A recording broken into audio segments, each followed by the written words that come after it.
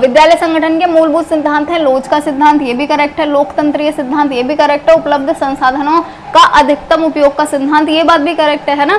इन सब का मीनिंग मैं पहले ऑलरेडी बता चुकी हूँ, अब बार बार बता के ना टाइम जो है वो खराब नहीं करते, ठीक है।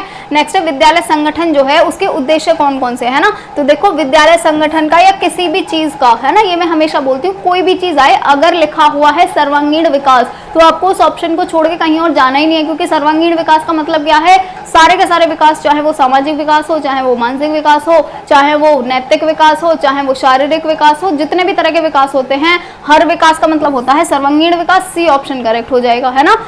स्कूल हो, विद्यालय हो, कुछ भी हो, है ना, हर किसी चीज का, चाहे करिकुलम हो, चाहे एक्स्ट्रा करिकुलर एक्टिविटी हो, सबका बेसिक उद्देश्य यही होता है कि बच्चे का सर्वांगीण विकास हो जाए, है ना। नेक्स्ट क्वेश्चन है कि शैक्षिक प्रशासन किसकी एक प्रक्रिया है, किस चीज की एक प्रक्रिया है। तो शैक्षिक प्रशासन जो है वो शैक्षिक संस्थानों की गतिविधियों का प्रबंधन है ना।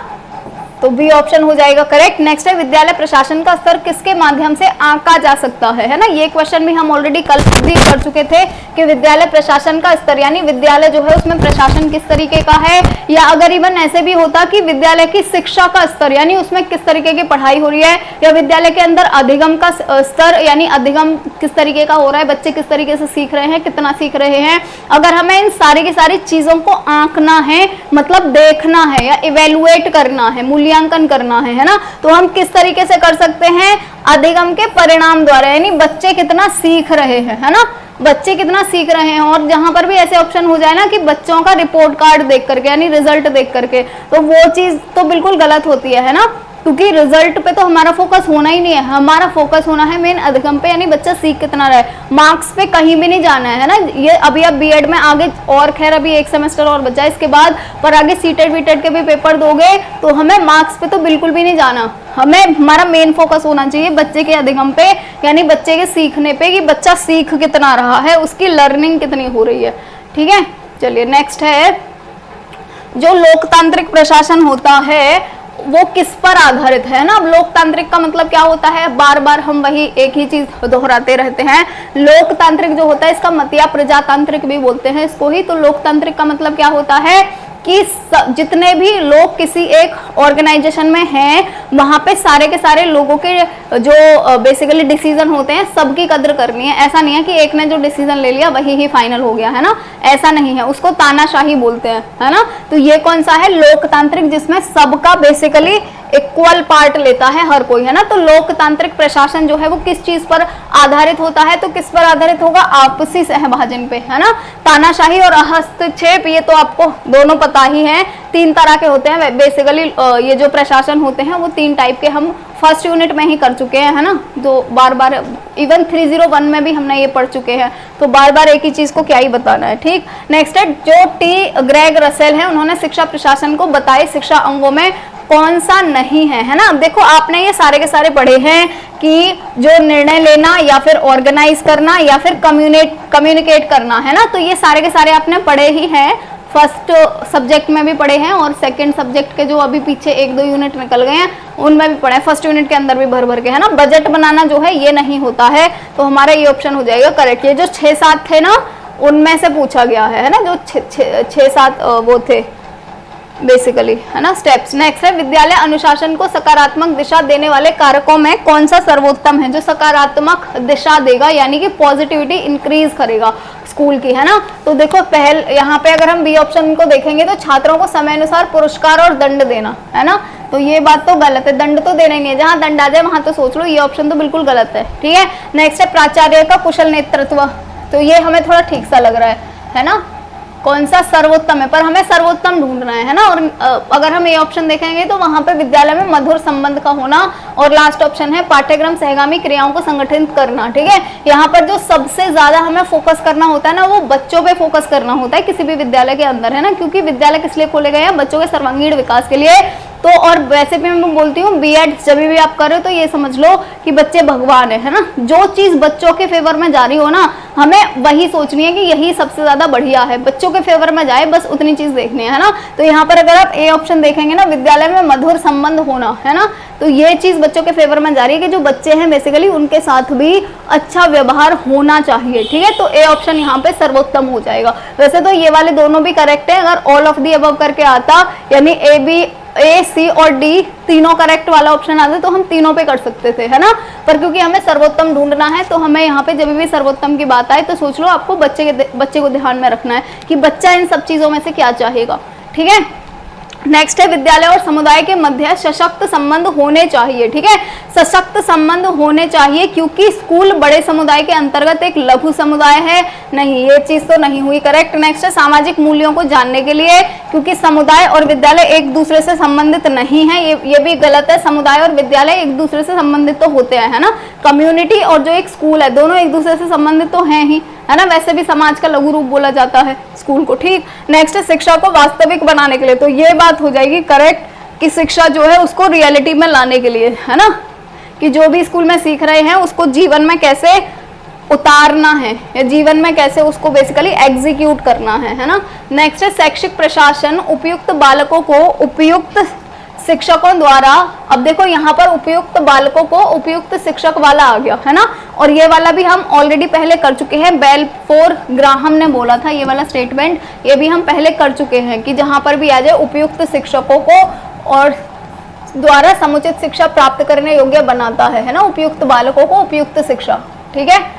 और यहाँ पर एक और होगा स्टेटमेंट पर ऊपर वाला ही, जैसे उपलब्ध आर्थिक साधनों का उपयोग करके अपने प्रशिक्षण से सर्वोत्तम को प्राप्त करने में समर्थ हों। तो हमने ये ऊपर ही दो ही स्टेटमेंट देखे थे, मतलब दो ही वर्ड देखे थे कि उपयुक्त बालक और उपयुक्त शिक्षक जहाँ पे भी हो हमें ग्राहम बेलफोर पे लगाना है। नेक्स्ट है शैक्षिक प्रशासन संबंधित है, किस चीज से संबंधित है शैक्षिक प्रशासन, तो शैक्षिक का मतलब क्या हो गया, शिक्षा, है ना। और शिक्षा कहाँ पे दी जाती है, विद्यालय में, तो विद्यालय के प्रबंध से रिलेटेड है ये या विद्यालय के प्रबंधन से संबंधित है बेसिकली, ठीक है। चलिए नेक्स्ट क्वेश्चन की तरफ बढ़ते हैं। तो नेक्स्ट क्वेश्चन है प्रशासन शब्द के भावार्थ में कौन सी दो मुख्य अवधारणाएं निहित हैं, ठीक है। कौन सी, प्रबंधन और संगठन जो है ये हो जाएंगे दो भावनाएं, ठीक। नेक्स्ट है प्रशासन में संचालन वह अंश है जो निर्णय को प्रभावित करता है, ये किसने बोला है। संचालन का मतलब बेसिकली क्या होता है, संचालन का मतलब होता है ऑपरेट करना या ऑपरेशन करना, ठीक है, बेसिकली ऑपरेट करना। तो प्रशासन में जो भी ऑपरेट कर रहे होते हैं, किसी भी चीज का संचालन कर रहे होते हैं, तो संचालन वो अंश है जो निर्णय को प्रभावित करता है। ये किसने बोला था, सीयर्स ने बोला था ये, यानी जेबी सीयर्स जो थे उन्होंने बोला था ये, ठीक। चलिए नेक्स्ट क्वेश्चन की तरफ बढ़ेंगे। शिक्षा में जनतांत्रिक प्रशासन का मुख्य सिद्धांत क्या है। जनतांत्रिक का मतलब क्या है, अभी जो थोड़ी देर पहले बात कर रहे थे, लोकतांत्रिक बोल लो, जनतांत्रिक बोल लो, प्रजातांत्रिक बोल लो, तीनों का मतलब एक ही है ना। तो शिक्षा में जनतांत्रिक प्रशासन का जो मुख्य सिद्धांत है वो क्या है, तो जैसा कि मैं बोल रही थी आप लोगों को कि लोकतांत्रिक, जनतांत्रिक या प्रजातांत्रिक का मतलब क्या है, जितने भी लोग हैं सबके डिसीजन की कद्र होगी, सबकी जो भी रिस्पॉन्सिबिलिटी है इक्वल होगी, है ना। तो यानी कि उत्तरदायित्व में साझेदारी, जो भी रिस्पॉन्सिबिलिटी मिल रही है वो सबको रिस्पॉन्सिबिलिटी इक्वली ही मिलेंगी। ऐसे नहीं बनाया जाएगा किसी आदमी को बहुत बड़ा बना दिया, फिर उससे छोटे लोग बना दिए, फिर उससे छोटे लोग बना दिए, है ना, ऐसा नहीं। नेक्स्ट है शैक्षिक प्रशासन का सिद्धांत होना चाहिए।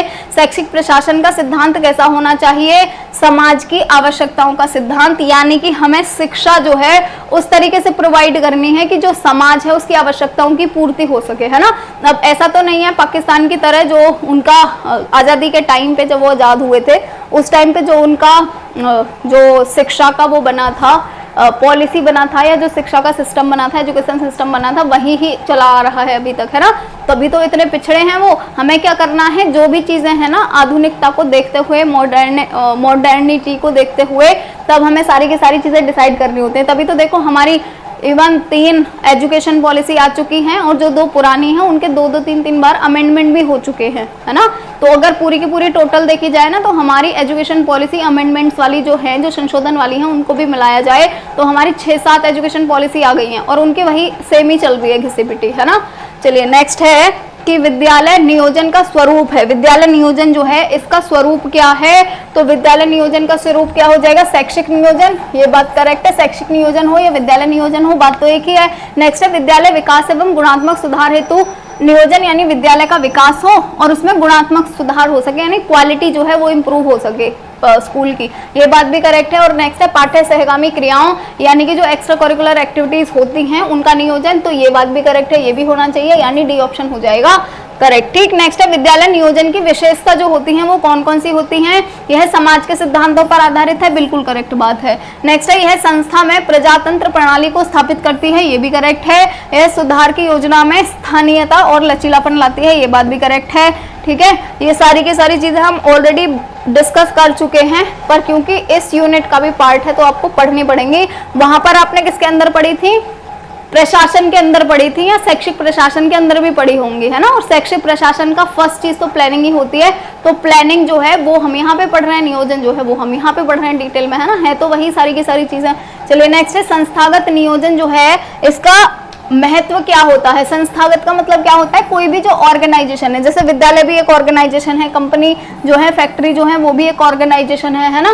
तो जो संस्थागत नियोजन होता है उसका महत्व क्या होता है, संस्था का बहुमुखी विकास करना।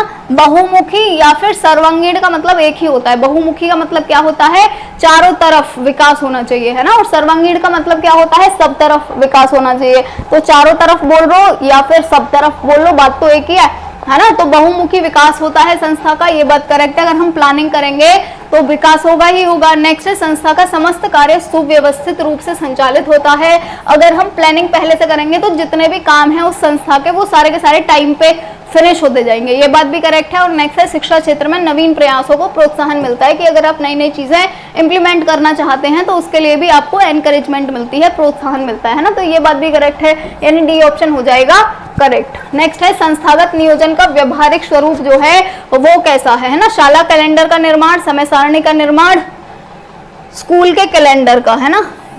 ये शाला कैलेंडर, शाला का मतलब क्या है, जो हमारा विद्यालय शाला है उसकी बात हो रही है यहाँ पे। तो विद्यालय कैलेंडर का निर्माण या शाला कैलेंडर का निर्माण एक ही चीज है ना।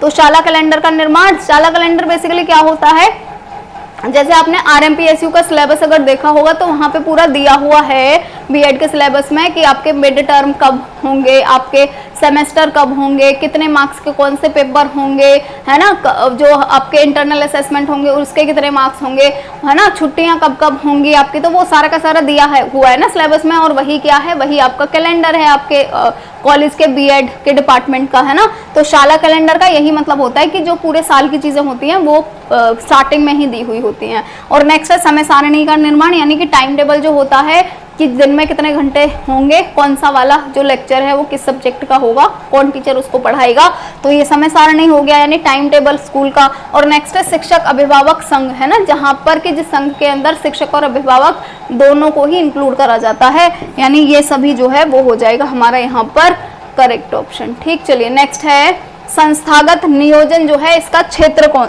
उसका क्षेत्र है, क्या क्षेत्र है संस्थागत नियोजन का। पहला ऑप्शन है संस्था स्थापित करना, ये बात करेक्ट है, स्थापित करेंगे तो उसके लिए हमें नियोजन की जरूरत पड़ेगी। नेक्स्ट है संस्था के संसाधनों का क्रमबद्ध पूर्व नियोजन, है ना, कि जितने भी संस्था के अंदर संसाधन है, जैसे स्कूल की बात करें वहाँ पे लाइब्रेरी के अंदर जितनी बुक हैं, है ना, इंस्ट्रूमेंट जितने भी हैं उनकी लेबोरेटरीज में, उनके जो गेम्स हैं, जो प्लेग्राउंड है वहाँ पर सारी की सारी चीजें जितनी भी हैं, तो उन सब का अच्छे से पहले ही देख लेना कौन कौन सी चीजें हैं और उनकी प्लानिंग कर लेना, ठीक है, तो ये बात भी करेक्ट हो जाएगी। और स्रोतों की व्यवस्था व चयन, यानी जितने भी रिसोर्सेज हैं उनकी व्यवस्था करना कि वो सारे के सारे हमारे कॉलेज में, हमारे स्कूल में अवेलेबल होने चाहिए, और उनका चयन करना, यानी कि कौन से वाले चीजों की पहले जरूरत है तो उनको लाके पहले रख लिया जाए, जिनकी बाद में जरूरत है उनको बाद में ले आओ, कोई दिक्कत नहीं है ना।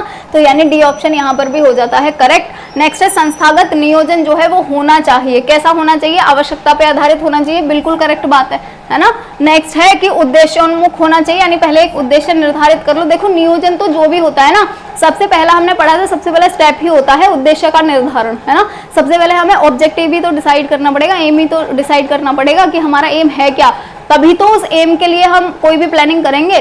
तो यानी नेक्स्ट है नमनीय होना चाहिए, यानी कि डक्टाइल होना चाहिए, सारे के सारे ऑप्शन करेक्ट हैं, यानी डी ऑप्शन हो जाएगा हमारा यहाँ पे करेक्ट ऑप्शन। ठीक, चलिए नेक्स्ट क्वेश्चन की तरफ बढ़ते हैं। तो नेक्स्ट क्वेश्चन है, नियोजन एक संस्था द्वारा विभिन्न क्रियाओं का पथ प्रदर्शन है जो एक योजना द्वारा संस्थागत और गुणात्मक उत्पादन को एक निश्चित भविष्य काल के लिए निर्धारित करता है। ये किसने बोला है? तो ये पहला ही स्टेटमेंट था जो कार्ल लैंडोर ने बोला था, तो हमारा ए ऑप्शन हो जाएगा करेक्ट ऑप्शन। ठीक, नेक्स्ट है नियोजन, संगठन, निर्देशन, समन्वय और नियंत्रण। ये तो वही आ गया पॉड डबल सी या PO ट्रिपल सी करके, है ना। और किसने बोला था ये? तो JB सीयर्स ने बोला था, डी ऑप्शन हो जाएगा करेक्ट। ये तो आपको रट गया होगा शायद, है ना। चलिए नेक्स्ट क्वेश्चन की तरफ बढ़ते हैं। तो नेक्स्ट जो हमारा क्वेश्चन है वो है, सिखाएं वही जो कभी बंद ना करे, यानी कि उसी बच्चे को सिखाओ जो सीखना चाहे, है ना। किसने बोला था? ये टैगोर ने बोला था। ए ऑप्शन जो है वो हो जाएगा करेक्ट, यानी रविंद्रनाथ टैगोर ने बोला था। नेक्स्ट है, शैक्षिक संकुलों की स्थापना का सुझाव किसने दिया था?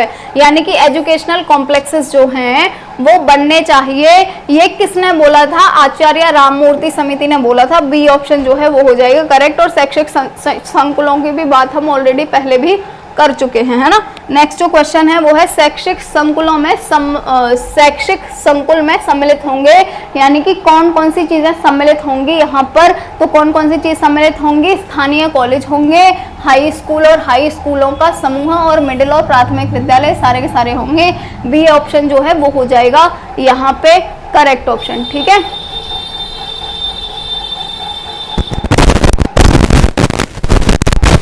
ठीक है ना। बेसिकली वैसे तो ये ऐसे होता है कि एक जो सेकेंडरी यानी कि माध्यमिक जो शिक्षा वाला विद्यालय होता है वो होता है, और उसके आसपास जितने भी प्राथमिक विद्यालय होते हैं वो होते हैं। मेन तो यही ही होता है, पर इसके अलावा जो स्थानीय कॉलेज हैं, ठीक है, वो उनको भी इंक्लूड कर लिया जाता है ना। मेन तो उन्हीं का ही होता है। नेक्स्ट है, संस्थागत योजना जो है वो हो सकती है। कैसी हो सकती है योजना? यानी कि जो भी हम प्लानिंग कर रहे हैं वो कैसी हो सकती है? दीर्घकालिक और अल्पकालिक दोनों तरह की हो सकती है। जैसे देखो, अगर हमें आज मंडे है और हमें सैटरडे को हम लोग करवाते हैं एक्स्ट्रा करिकुलर एक्टिविटी, ठीक है, मैं बोल रही हूँ अगर मैं प्रिंसिपल हूँ तो, है ना। तो हम क्या है, जैसे हमारा स्कूल है और आज मंडे है और हमें सैटरडे करवानी है एक्स्ट्रा करिकुलर एक्टिविटी, तो सैटरडे की जो एक्स्ट्रा करिकुलर एक्टिविटी हैं उनकी अगर हम अभी से प्लानिंग कर रहे हैं, मंडे से कर रहे हैं, तो Monday, Tuesday, Wednesday, Thursday, Friday 5 दिन की प्लानिंग हो गई। तो अगर 5 दिन की प्लानिंग हो रही है एक्स्ट्रा करिकुलर एक्टिविटी के लिए, उसको हम क्या बोलेंगे? अल्पकालिक बोलेंगे, है ना, यानी कुछ समय की प्लानिंग या कुछ दिनों की प्लानिंग। लेकिन अगर सपोज करो कि मिड टर्म एग्जाम होने वाले हैं, या फिर जो वार्षिक एग्जाम होते हैं बच्चों के, फाइनल एग्जाम, वो एग्जाम होने वाले हैं, उनकी तैयारी अभी से ही कर रहे हैं, तो वो तो बहुत लंबा समय हो गया ना। या फिर इवन कभी कभी ऐसे ऑब्जेक्टिव बना लेते हैं 4-5 साल का, कि 4-5 साल में हमें अपने विद्यालय को यहाँ ले जाना है, तो 4-5 साल का टाइम पीरियड हो गया। 4-5 साल में प्लानिंग जो है वो करी जाएगी और उसको एग्जीक्यूट करा जाएगा, है ना। तो ये कैसा हो गया? दीर्घकालिक हो गया। तो प्लानिंग जो है दोनों हो सकती है। अगर मानवीय संसाधनों का उपयोग आवश्यक है, किस चीज के लिए आवश्यक है मानवीय संसाधन? मानवीय संसाधनों का मतलब क्या हो गया?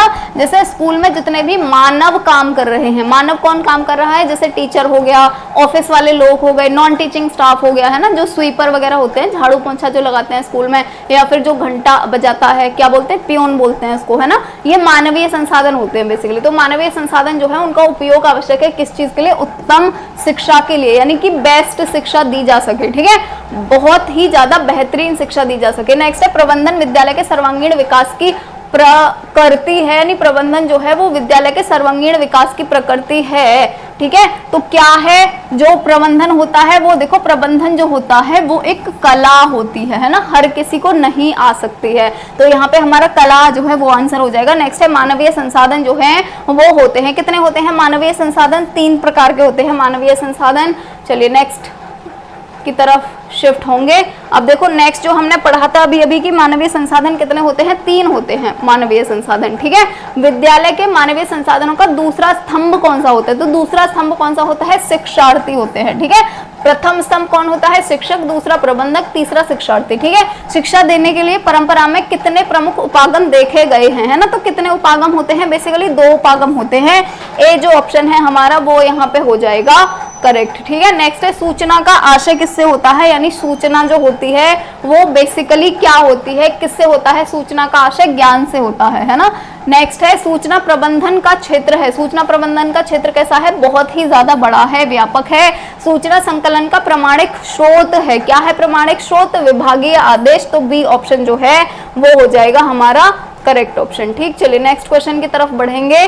तो नेक्स्ट जो क्वेश्चन है वो है कि वर्तमान समय में सूचनाओं के विश्लेषण के लिए किसका व्यापक स्तर पर प्रयोग किया जा रहा है ना? सूचनाओं के विश्लेषण के लिए, यानी जो भी हमें सूचनाएं मिल रही हैं बहुत सारी जगहों से, अगर हमें उनका विश्लेषण करना है, उनकी एनालिसिस करनी है, तो किसका यूज सबसे ज्यादा होता है? कंप्यूटर का। ठीक है, आजकल क्या होता है, जैसे आपको भी इवन कहीं से भी कोई नॉलेज मिली, किसी ने कुछ बोला, अगर आप उसको चेक करना चाहते हो तो कैसे चेक करते हो? गूगल पे जाके देखते हो कि ये करेक्ट चीज या नहीं है ना? तो जब भी कोई सूचना का, नहीं जब भी कोई इंफॉर्मेशन का एनालिसिस करना है, विश्लेषण करना है, उसका पता लगाना है कि ये ठीक है या नहीं है, तो सबसे ज्यादा उपयोग किसका होता है? कंप्यूटर का होता है। और आजकल तो कंप्यूटर का ही होता है। बुक्स और ये दूरदर्शन या कोई साइंस की बुक में जाके ऐसे कोई नहीं देखता है, आजकल हर कोई गूगल ही करता है ना? नेक्स्ट है संघ भावना के विकास के लिए आवश्यक है। क्या आवश्यक है? संघ भावना।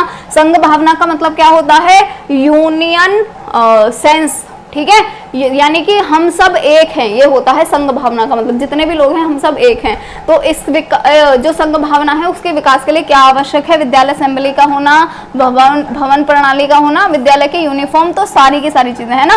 जब ये सारी की सारी चीजें होंगी तभी तो विद्यालय के अंदर जितने भी विद्यार्थी हैं, जितने भी स्टूडेंट हैं, उनके अंदर ये भावना आएगी कि हम सब एक जैसे हैं, हम सब एक हैं। ठीक है, यूनिफॉर्म जो है, यानी जो एक जैसे ड्रेस पहन के स्कूल जाते हैं बच्चे, उसका मतलब ये होता है कि चाहे कोई गरीब परिवार से है, चाहे कोई अमीर परिवार से है, चाहे कोई किसी भी जाति का है, चाहे कोई काला है, गोरा है, सब एक जैसे लगने चाहिए, है ना? सबके अंदर संघ भावना आनी चाहिए, यानी हम सब एक हैं, वो भावना आनी चाहिए। चलिए, तो नेक्स्ट जो क्वेश्चन है वो है एक प्राथमिक विद्यालय कितनी जनसंख्या पर खोलने का प्रावधान है? तो ये हम बात कर चुके थे ऑलरेडी। 300 बच्चे जहां पर हों 1.5 किलोमीटर के एरिया में, वहां पर खोलने का प्रावधान है। नेक्स्ट है प्राथमिक शिक्षा के सार्वजनिकरण करने हेतु मैदानी क्षेत्र में एक विद्यालय कितने किलोमीटर पर होने का प्रावधान है? तो ये मैं अभी बता रही थी, 1.5 किलोमीटर के एरिया में अगर 300 बच्चे आ रहे हैं जिनको स्कूल जाना है ना, वहां पर आप विद्यालय खोल सकते हैं। ठीक, नेक्स्ट क्वेश्चन की तरफ बढ़ेंगे। तो नेक्स्ट जो क्वेश्चन है वो है विद्यालय भवन के लिए उचित स्थान का चयन करते समय किन बातों का ध्यान रखना आवश्यक है? वहां की मिट्टी कैसी है ना? जैसे हमने पढ़ा था अभी थोड़ी देर पहले, मिट्टी जो है वो उर्वरक होनी चाहिए, यानी फर्टिलिटी होनी चाहिए मिट्टी के अंदर, वहां पे पेड़ पौधे अच्छे से उग सके, क्योंकि जो विद्यालय है वहां पर भी तो हमें गार्डन बनाना है, और आसपास अगर उर्वरक मिट्टी होगी, आसपास का हरा भरा मैदान होगा, तो बच्चों को भी तो ऑक्सीजन पर्याप्त मात्रा में मिलेगी, और बच्चों को देखने के लिए भी चीजें मिलेंगी ना। प्लांट के बारे में आप बता रहे हो, पक्षियों के बारे में आप बता रहे हो, तो सीधा दिखा के बच्चों को बता सकते हो, बहुत सारे फायदे हैं। नेक्स्ट है धरती स्थित जल होना चाहिए। ठीक है, यानी कि अर्थन वाटर होना चाहिए वहां पे, तो ये बात भी करेक्ट है ना? और यहाँ पर एक और चीज है, मीठा पानी होना चाहिए। ठीक, नेक्स्ट है दिशा बहुत ज्यादा जरूरी होती है, तो सारी की सारी चीजें जरूरी हैं। नेक्स्ट है स्वास्थ्य की दृष्टि से विद्यालय के वातावरण को उपयुक्त बनाने के लिए किन सुविधाओं पर ध्यान दिया जाना चाहिए? ठीक है, अगर हम स्वास्थ्य जो है बच्चों का वो बढ़िया रखना चाहते हैं, स्वास्थ्य के साथ कोई कॉम्प्रोमाइज नहीं करना चाहते, तो हमें किन बातों का ध्यान रखना चाहिए? शुद्ध वायु की व्यवस्था, बिल्कुल करेक्ट बात है, और इसीलिए उर्वरक मिट्टी की या फिर मिट्टी की बात हो रही है यहाँ पे, क्योंकि मिट्टी बढ़िया होगी, वहां पे पेड़ पौधे बहुत अच्छी अमाउंट में होंगे, बहुत सारे होंगे, तो वहां पर वायु भी शुद्ध होगी, है ना? नेक्स्ट है शुद्ध जल की व्यवस्था, ये भी बात का ध्यान रखना पड़ेगा। मल मूत्रालयों की उपयुक्त व्यवस्था, इस बात का भी ख्याल रखना पड़ेगा, यानी डी ऑप्शन जो है वो यहाँ पे हो जाएगा करेक्ट ऑप्शन। ठीक, चलिए नेक्स्ट क्वेश्चन पढ़ेंगे। तो नेक्स्ट क्वेश्चन है विद्यालय की स्थिति कैसे स्थान पर होनी चाहिए, यानी विद्यालय जो है वो कैसी जगह पर होना चाहिए? ठीक है, अंधेरी गलियों में क्यों होना चाहिए भाई? बच्चों को तो डर लग जाएगा, ठीक है, बच्चे किडनैप वगैरह और हो जाएंगे। नदी के किनारे नहीं, यहाँ पर भी नहीं होना चाहिए, क्योंकि हमने पढ़ा था कि जो मिट्टी है उसमें नमी नहीं होनी चाहिए ज्यादा, क्योंकि मिट्टी के अंदर नमी होगी ना, इसका मतलब है वहां पर माइक्रो ऑर्गेनिज्म भी होंगे जिनसे बच्चों को बीमारियां हो सकती है ना। तो नदी के किनारे भी नहीं होना चाहिए, फैक्ट्री के पास भी नहीं होना चाहिए, क्योंकि फैक्ट्री के केमिकल्स जो है वो बच्चों को नुकसान पहुंचा सकते हैं। ऐसे स्थान पर होना चाहिए जहाँ की जलवायु व भूमि ना तो अधिक शुष्क हो और ना ही अधिक नम, ये बात बिल्कुल करेक्ट है ना? नेक्स्ट है स्कूल का स्थल सड़क के पास होना चाहिए किंतु यथासंभव सड़क से हटकर भी होने चाहिए।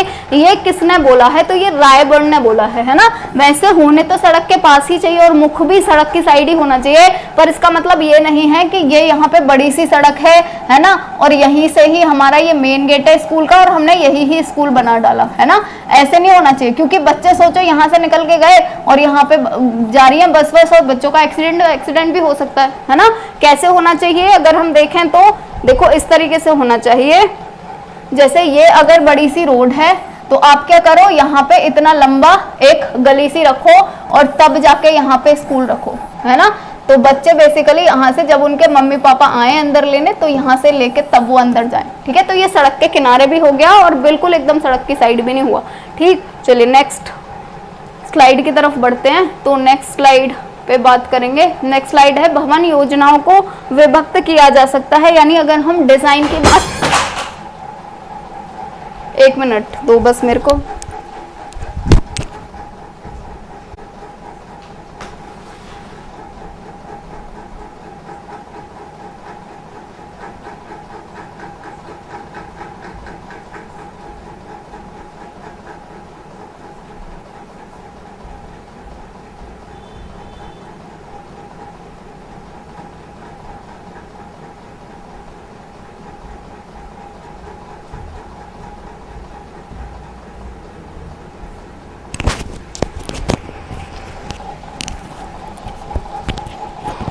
चलिए कोई दिक्कत तो नहीं है, सब बढ़िया चल रहा है,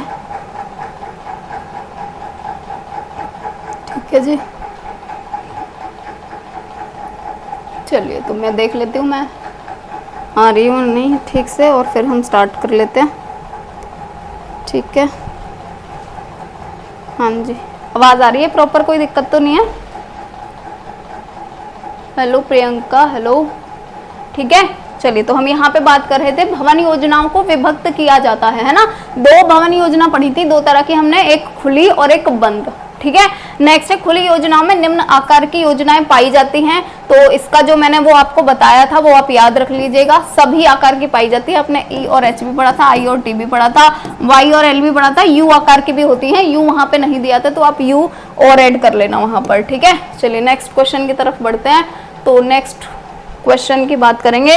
नेक्स्ट जो क्वेश्चन है वो है किस आकार का भवन नहीं होता है, ठीक है। कौन से आकार का नहीं होता है? तो कौन से आकार का नहीं होता है? डी आकार का नहीं होता है। अब देखो वहां पर ए भी नहीं था, यहाँ क्वेश्चंस में से भी ना आप वहां पे ट्रांसफर कर सकते हो, क्योंकि वहां पर जो इंपॉर्टेंट चीजें होती है ना मैं वो वाली दे देती हूँ। क्वेश्चंस में से अगर एक दो चीजें छूट जाती हैं तो आप वो खुद भी कर सकते हो। जैसे ए और यू है ना, इन दोनों को भी नोट्स में ऐड कर लेना, ठीक है। अगर आप नोट्स बना रहे हो तो ए और यू भी लिख लेना। वहां पर डी आकार की नहीं होती है, तो हमारा जो डी ऑप्शन है यहाँ पर वो हो जाएगा करेक्ट ऑप्शन, ठीक। नेक्स्ट है बंद योजनाओं में किस आकार की योजनाएं आती हैं? बंद योजनाओं की बात करें तो बंद योजनाओं में कौन सी आती हैं?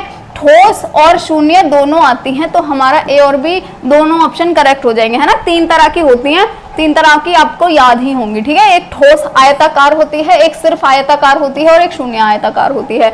नेक्स्ट है कक्षा कक्ष की अवधारणा है, ठीक है। कक्षा कक्ष की अवधारणा कैसी है? प्राचीन है, क्योंकि पुराने टाइम में भी आपने देखा होगा जब गुरुकुल में ले जाते थे, वैदिक काल की भी अगर बात करें तो वहां पर भी जो गुरु हैं वो गुरुकुल ले जाते थे। तो गुरुकुल विद्यालय ही होता था एक टाइप का, है ना। और वहां पे ले जाकर के जो पेड़ के नीचे बैठ के पढ़ा रहे हैं बच्चों को, तो जो पेड़ के नीचे बैठ के पढ़ा रहे हैं वो भी तो कक्षा ही है ना। तो प्राचीन है कक्षा कक्ष की अवधारणा। चलिए नेक्स्ट क्वेश्चन की तरफ बढ़ेंगे। तो नेक्स्ट क्वेश्चन जो है वो है उत्तम प्रकार के कक्षा कक्ष किस आकृति के होते हैं, है ना। उत्तम प्रकार के यानी सबसे बढ़िया जो होते हैं वो किस आकार के होते हैं? तो हमने वहां पर बात करी थी सबसे बढ़िया होते हैं आयताकार, ठीक है।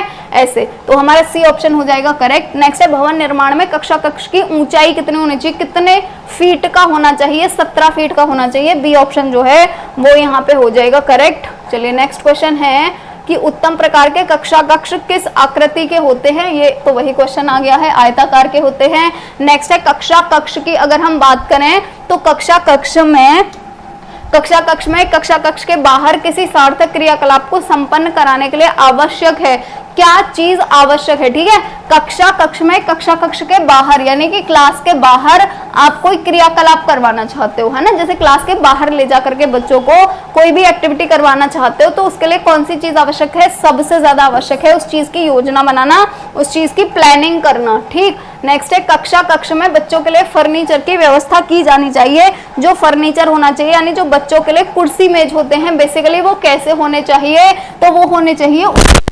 अभिवृद्धि,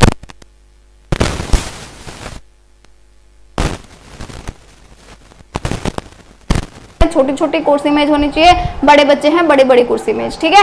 नेक्स्ट है कक्षा में सीटों की व्यवस्था की जा सकती है, कैसे की जा सकती है, सभी तरीकों से की जा सकती है, क्षैतिज रूप में भी, शीर्षात्मक रूप में भी और अर्ध गोलाकार ढंग से भी, ठीक है। जैसे अगर हम हॉरिजॉन्टली की बात करें तो हमारे यहाँ पे जितने भी बेसिकली अलीगढ़ में जितने भी विद्यालय हैं सारे के सारे क्षैतिज रूप में ही हैं। क्षैतिज रूप का मतलब क्या होता है, जैसे अगर ये क्लास है तो यहाँ पर ब्लैक बोर्ड लगा हुआ है और यहाँ पे खड़ा होकर टीचर पढ़ा रहा है और यहाँ पे सारे के सारे वो लगे हुए हैं, बेंच लगे हुए हैं और बच्चे बैठ करके पढ़ रहे हैं, है ना, ये होता है क्षैतिज रूप। अगर हम शीर्षात्मक रूप की बात करें तो यहाँ पर क्या होता है, यहाँ पर ऐसे होता है, देखो इतना जो एरिया है ना वो बेसिकली यहाँ पर लगा होता है ब्लैक बोर्ड और यहाँ पे टीचर बैठा हुआ है, ठीक है। अब क्या होगा, यहाँ पे जो फर्स्ट वाली बेंच है ना वो सबसे नीचे है, इससे ऊंची होगी सेकंड वाली लाइन, इससे ऊंची होगी थर्ड वाली लाइन, इससे ऊंची होगी फोर्थ वाली लाइन, इससे ऊंची होगी इससे नेक्स्ट वाली लाइन। बेसिकली जैसे आप अगर मूवी देखने गए हो मूवी थिएटर में, तो मूवी थिएटर में जो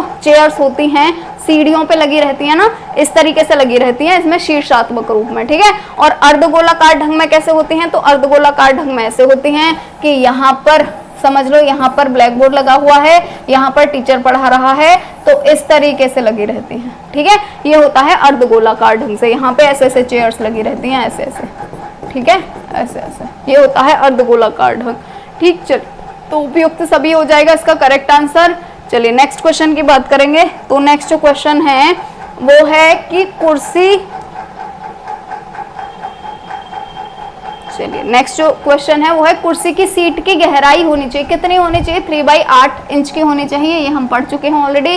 कुर्सी एवं मेज की स्थिति छात्रों के लिए कैसी होनी चाहिए, ऋणात्मक होनी चाहिए, इसकी भी बात हम कर चुके हैं। ऋणात्मक का मतलब क्या होता है, जब जो हमारी बेंच है वो डेस्क के नीचे धंस जाए, है ना, यानी जो बेंच है वो छोटी होनी चाहिए, मतलब नीची होनी चाहिए, और जो हमारी डेस्क है जिसमें हमें बैग रखना है, बुक रखनी है, वो ऊंची होनी चाहिए। नेक्स्ट है ऋणात्मक स्थिति में कुर्सी की स्थिति होती है, कुर्सी की स्थिति कैसी होती है, जैसा मैंने अभी भी बताया था, डेस्क के नीचे घुसी हुई होती है कुर्सी, ठीक है। नेक्स्ट है डेस्क की ऊपरी सतह का ढाल आगे की ओर कितने प्रतिशत होना चाहिए, जैसा कि हम थोड़ी देर पहले ही बात कर रहे थे कि जो डेस्क है वो बिल्कुल, जैसे अगर मैं आपको कुछ चीज लेके बताऊं, है ना, क्या लेके बता सकते हैं,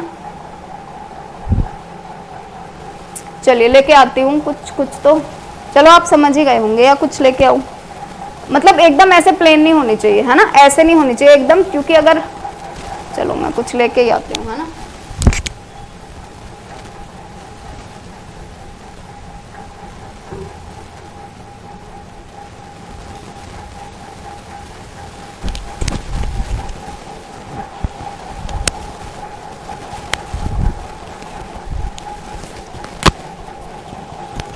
देखो तो जैसे कि मैं बात कर रही थी कैसे होनी चाहिए डेस्क, बिल्कुल ऐसे अगर डेस्क होगी ना एकदम सीधी होगी तो क्या होगा, लिखने में प्रॉब्लम होगी ऐसे, है ना। लेकिन अगर ये थोड़ी ऐसे झुकी हुई हो मेरी साइड तो मेरे को लिखने में आसानी होगी, है ना।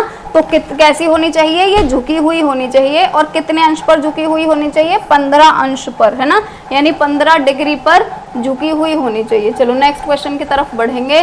तो नेक्स्ट जो क्वेश्चन है वो है कि अनुचित आसनों का प्रमुख कारण है, ठीक है। अनुचित आसन जो है यानी कि जो पोस्चर है, पोस्चर का मतलब क्या है, जैसे अभी मैं खड़ी हुई हूं तो मेरा जो पोस्चर है, बेसिकली पोस्चर का मीनिंग कैसे समझाऊं आपको, जैसे मैं खड़ी हूं तो मतलब मेरा ऐसे नहीं होना चाहिए कि कमर झुकी हुई है ना, या फिर मेरे कंधे झुके हुए हैं। पोस्चर का मतलब होता है प्रॉपर तरीके से खड़ा होना या बैठना, ठीक है। तो जो अनुचित आसन होते हैं, यानी कि अनुचित आसन यानी कि इनकरेक्ट पोस्चर, ठीक है, यानी कि पोस्चर सही नहीं है, कंधे झुक रहे हैं, है ना, या एक साइड में कुछ सर यूं हो रहा है, या सर झुक रहा है, या सर ज्यादा ऐसे हो रहा है, या पेट निकल रहा है चलते इस टाइम, इनको बोलते हैं इनकरेक्ट पोस्चर, ठीक है। तो अनुचित आसन जो है इनका प्रमुख कारण क्या होता है, यानी ये कैसे हो जाते हैं, जैसे किसी का देखा होगा कंधे झुका के चल रहा है ना, या किसी का पेट निकाल के आगे की साइड चल रहा है ना, तो ये इम्प्रॉपर जो आसन होते हैं इनका कारण क्या होता है, खड़े होने तथा बैठने की बुरी आदत, ठीक है। अनुपयुक्त डेस्क या फर्नीचर, है ना, अगर फर्नीचर भी आपका गलत है और आप उस पर ज्यादा टाइम बैठ रहे हैं तो भी आपका जो पोस्चर है वो गड़बड़ा जाएगा, है ना। और घर की दूषित भौतिक वातावरण, ये भी करेक्ट बात है, यानी डी ऑप्शन हो जाएगा करेक्ट। अनुचित आसनों के उपचार के लिए विद्यालय में कदम उठाए जाने चाहिए, यानी क्या क्या करना चाहिए जिससे जो इनकरेक्ट पोस्चर है वो सही हो सके। तो फर्स्ट जो ऑप्शन है हमारा वो है बालकों की आवश्यकताओं के अनुकूल उपयुक्त कुर्सी और डेस्क आदि प्रदान करना, ये बिल्कुल करेक्ट बात है। और छात्रों को आवश्यकता अनुसार उपचारात्मक व्यायाम करना, है ना, क्योंकि व्यायाम करवाने से भी उनके जो इनकरेक्ट हुए हैं पोस्चर वो करेक्ट हो जाएंगे। तो सी ऑप्शन जो है वो हो जाएगा हमारा यहाँ पे करेक्ट ऑप्शन, ठीक। चलिए नेक्स्ट क्वेश्चन की तरफ बढ़ेंगे। तो नेक्स्ट जो क्वेश्चन है वो है कि बैठने की स्थिति में उचित आसन होता है, यानी जब आप बैठे हैं तो आप किसको बोलेंगे कि ये उचित पोस्चर है या सही पोस्चर है। कुर्सी पर बैठते समय सिर, पीठ तथा नितंब एक सीध में रहने चाहिए, यानी जो सिर है और पीठ है और जो नितंब हैं वो एक सीध में रहने चाहिए, बिल्कुल ऐसे होने चाहिए, यानी ऐसे बैठे हो ना आप, ये आपका सर है और सेकंड चीज है आपकी पीठ और थर्ड है आपका नितंब, है ना। तो ये तीनों चीज एक सीध में रहने चाहिए, ऐसे नहीं है सर आपने पीछे की साइड कर रहा है की साइड, या जो आपकी पीठ है वो झुक रही है या नीचे की साइड, ठीक है। तो ये सब के सब एक सीध में रहने चाहिए, ये एकदम करेक्ट बात है। और नेक्स्ट है संपूर्ण शरीर का भार दोनों पैरों पर समान रहे, दोनों कंधे एक सीध में रहे, है ना। तो सबसे ज्यादा करेक्ट बात है हमारी ए ऑप्शन जो है वो, ठीक है। अगर यहाँ पर इन सभी आ जाता है ये सभी तो हम डी ऑप्शन पे जाते, लेकिन सबसे करेक्ट बात हमारी ए है तो हम ए पर जाएंगे, ठीक है। नेक्स्ट है थकान का प्रमुख कारण जो है वो क्या होता है, शारीरिक आरोग्यता, ये बात बिल्कुल करेक्ट है। अगर तो आरोग्यता होगी यानी अगर कोई भी डिसीज है ना, फिजिकल फिटनेस नहीं है आपकी तो भी थकान हो जाएगी। और स्नायु केंद्रों को उपयुक्त मात्रा में ऑक्सीजन ना मिलना, ऑक्सीजन नहीं मिल रही है अगर स्नायु केंद्र का मतलब क्या होता है, जो हमारा स्नायु केंद्र, ठीक है। Amount of oxygen, nerve centre, है ना, नर्व सेंटर का मतलब क्या होता है, नर्व कहाँ पे होते हैं, हमारे ब्रेन के अंदर होते हैं, है ना, ब्रेन या फिर हम बोले मस्तिष्क। तो हम इसको सीधा सीधा ऐसे सोच सकते हैं कि ऑक्सीजन अगर हमारे दिमाग तक यानी हमारे मस्तिष्क तक या स्नायु केंद्र तक, ठीक है, अच्छे से नहीं पहुंच पा रही है, दोनों चीजें करेक्ट है, यानी सी ऑप्शन जो है हमारा वो हो जाएगा यहाँ पे करेक्ट ऑप्शन, ठीक। चलिए नेक्स्ट क्वेश्चन की तरफ बढ़ेंगे। तो नेक्स्ट जो क्वेश्चन है वो है विद्यालय में थकान को दूर करने के लिए क्या व्यवस्था की जानी चाहिए, क्या करा जाना चाहिए। दो कठिन विषय लगातार ना पढ़ाए जाए, बिल्कुल करेक्ट बात है, क्योंकि कठिन विषय जब एक साथ पढ़ाए जाएंगे तो बच्चे भी बेचारे मेंटली फ्रस्ट्रेट हो जाएंगे, है ना, उनके कुछ समझ पल्ले ही नहीं बढ़ेगा। नेक्स्ट है विद्यालय में 2 अवकाशों की व्यवस्था की जाए, है ना, 2 अवकाश होने चाहिए। जैसे कि आपने देखा होगा विद्यालय में तो खैर नहीं होते, पर अगर यहाँ तो कॉलेजों में भी नहीं होते खैर अलीगढ़ में, पर आप बाहर जाएंगे दिल्ली जाएंगे या और बढ़िया जगह पे जाएंगे तो वहाँ पे 2 अवकाश तो होते ही हैं, सैटरडे संडे 2 दिन की छुट्टी होती है ना। पर कुछ ऐसी जगहें होती हैं जैसे कि जामिया हो गया, है ना, या फिर दिल्ली यूनिवर्सिटी में भी कुछ ऐसे कॉलेजेस हैं जहाँ पर 3 दिन का छुट्टी होती है। जामिया में तो होती ही होती है, फ्राइडे सैटरडे एंड संडे, है ना, 3 दिन ऑफ होता है ना। तो विद्यालय में भी 2 दिन का अवकाश तो देखो होना चाहिए, 7 दिन होते हैं, 2 दिन का अवकाश होना चाहिए, 5 दिन पड़े। और इवन आप बाहर जाएंगे, अगर इंडिया से बाहर जाएंगे, अमेरिका ऑस्ट्रेलिया इंग्लैंड वगैरह जाएंगे, वहाँ पर तो 3 दिन का ही होता है, चाहे वो स्कूल हो, चाहे वो कॉलेज हो, और चाहे इवन वो जब वो बाहर कंपनीज वगैरह में काम करते हैं, जॉब करते हैं, तो जॉब भी वहाँ पर बेसिकली 4 डे की होती है, 4 दिन जॉब करो 3 दिन छुट्टी करो, है ना, ऐसे होता है वहाँ पर। तो 2 दिन का अवकाश तो मिलना चाहिए। नेक्स्ट है विद्यालय के वातावरण से उन परिस्थितियों को दूर किया जाए जो छात्र में थकान पैदा करने में सहायक हैं। ये बात भी करेक्ट है कि उन परिस्थितियों को ही दूर कर दो जो थकान पैदा कर रही हैं, यानी डी ऑप्शन हो जाएगा करेक्ट। नेक्स्ट है देशव्यापी कक्षा कक्ष का संबंध है, यानी कि जो कंट्री वाइड क्लासरूम होते हैं उनका संबंध किस चीज से होता है, किससे होता है, दूरदर्शन से होता है। ये क्वेश्चन तो हम ऑलरेडी कर चुके हैं, है ना, अपने फर्स्ट वाले सब्जेक्ट के अंदर ही। चलिए नेक्स्ट क्वेश्चन की तरफ बढ़ेंगे। तो नेक्स्ट क्वेश्चन है कि जो पुस्तकालय होता है वो विद्यालय का क्या होता है ना। पुस्तकालय के बारे में एक साइंटिस्ट है, उन्होंने बोला था कि हृदय होता है ना। पुस्तकालय जो है वो विद्यालय का हृदय होता है। नेक्स्ट है पुस्तकालय का हृदय है, ये किसने बोला है? तो जैसा कि मैं अभी बोल रही थी कि एक साइंटिस्ट ने बोला है, किसने बोला है? जॉन डीवी ने बोला है। नेक्स्ट है विद्यालय की बौद्धिक प्रयोगशाला है। बौद्धिक प्रयोगशाला कौन सी है? तो बौद्धिक प्रयोगशाला क्या हो जाएगी? पुस्तकालय हो जाएगा। ठीक है, देखो पुस्तकालय जो होता है उसको दो चीजें समझ लो कि ये जो है वो हृदय भी होता है पुस्तकालय, ठीक है, हृदय भी होता है, और दूसरी चीज क्या होता है? बौद्धिक प्रयोगशाला। और जैसा कि मैं स्टार्टिंग में बता रही थी आपको कि ब्रेन भी बोलते हैं इसको। बौद्धिक प्रयोगशाला का मतलब क्या हुआ? जो बुद्धि बढ़ाए, यानी कि ये इसको हम क्या बोल सकते हैं? ब्रेन भी बोल सकते हैं, है ना। चलिए नेक्स्ट क्वेश्चन की तरफ बढ़ेंगे। तो नेक्स्ट जो क्वेश्चन है वो है जो लाइब्रेरी है, तो लाइब्रेरी यानी कि पुस्तकालय को ही लाइब्रेरी बोलते हैं इंग्लिश में, है ना। तो ये भी पुस्तकालय की बात ही हो रही है, ठीक है। पुस्तकालय जो है उस शब्द की उत्पत्ति मानी जाती है, किस शब्द से मानी जाती है? तो लैटिन शब्द है एक लिबरलिस, यहाँ से लाइब्रेरीज लिया गया है ना। पुस्तकालय अध्यक्ष में गुण होने चाहिए। पुस्तकालय अध्यक्ष कौन होगा? लाइब्रेरियन जो होता है ना, जो लाइब्रेरी को संभालता है। जैसे अगर हमें कोई बुक चाहिए पुस्तकालय से या फिर लाइब्रेरी से, तो हम जाके उन सर से मांगते हैं ना, लाइब्रेरियन सर से। तो ये लाइब्रेरियन सर के बारे में बात हो रही है कि जो पुस्तकालय अध्यक्ष है उसमें कौन कौन से गुण होने चाहिए? चातुर्य होना चाहिए, यानी कि क्लेवर होना चाहिए, बिल्कुल करेक्ट बात है। क्लेवर होगा तभी तो पूरी लाइब्रेरी को संभाल पाएगा। नेक्स्ट है मिलनसार होना चाहिए, है ना। ऐसा नहीं है कि बच्चे गए हैं सर ये वाली बुक दे दो, है ना, और उसको कि क्या करनी है बुक का, कब लौटाओगे, ये करोगे वो करोगे, ऐसा नहीं होना चाहिए। बच्चों से बढ़िया तरह से बात करें, और उत्साहपूर्ण होना चाहिए, यानी कि एंथुजियाज्म होना चाहिए, उसके अंदर सारी की सारी चीजें होना चाहिए। डी ऑप्शन जो है वो हो जाएगा हमारा करेक्ट। ठीक, चलिए नेक्स्ट क्वेश्चन की तरफ बढ़ेंगे। तो नेक्स्ट जो क्वेश्चन है वो है कि पुस्तकालय के अधिकाधिक उपयोग को प्रोत्साहित करने हेतु कौन से कदम उठाए जाने चाहिए? पुस्तकालय दिवस मनाए जाए, बिल्कुल करेक्ट बात है। अभी तो वैसे पुस्तकालय कोई जाता भी नहीं है ना। हमारे टाइम पे फिर भी हम लोग जाते थे, जब हम लोग इवन अपने 11th-12th में थे तो हम तो बुक्स वगैरह से ही ज़्यादा पढ़ते थे। पर अभी के टाइम में पुस्तकालय का इतना यूज़ भी नहीं है। सबको जो पुस्तकालय है पूरा का पूरा अपने फ़ोन में भरा हुआ है ना। गूगल कर लो जो भी करना है, और गूगल क्या कर लो, पूरी NCERT की बुक्स डाउनलोड कर लो फ़ोन में, है ना। वहीं से ही देख लो, देखना भी ईजी रहता है। यहाँ से बुक्स को तो ढूंढ ढूंढ के बुक्स लाओ, फिर उनके अंदर से पेज पलटो, ये करो वो करो। यहाँ पे तो सर्च वाला ऑप्शन लगाओ और तुरंत बुक में जो भी आप सर्च करना चाहते हो बुक डाउनलोड कर लिए। बुक में आप सोचो 365 पेज नंबर पे है कुछ, है ना, वो भी सर्च करना चाहते हो, उसका नाम लिख दो, बुक के आगे ही सर्च वाला ऑप्शन आता है। उस बुक में वो चीज़ जहाँ पर है वो आपको वहाँ से खोल के दे देगा, तो पढ़ना भी ईजी होता है ना। पुस्तकालय दिवस मनाए जाने चाहिए। पुस्तकों की विषयानुसार प्रदर्शनी लगाई जानी चाहिए, ये भी बात करेक्ट है। और सूचना पट पर पुस्तकों के मुख्य पत्र, पुनरीक्षण, अध्ययन सामग्री को सूची प्रस्तुत करी जानी चाहिए।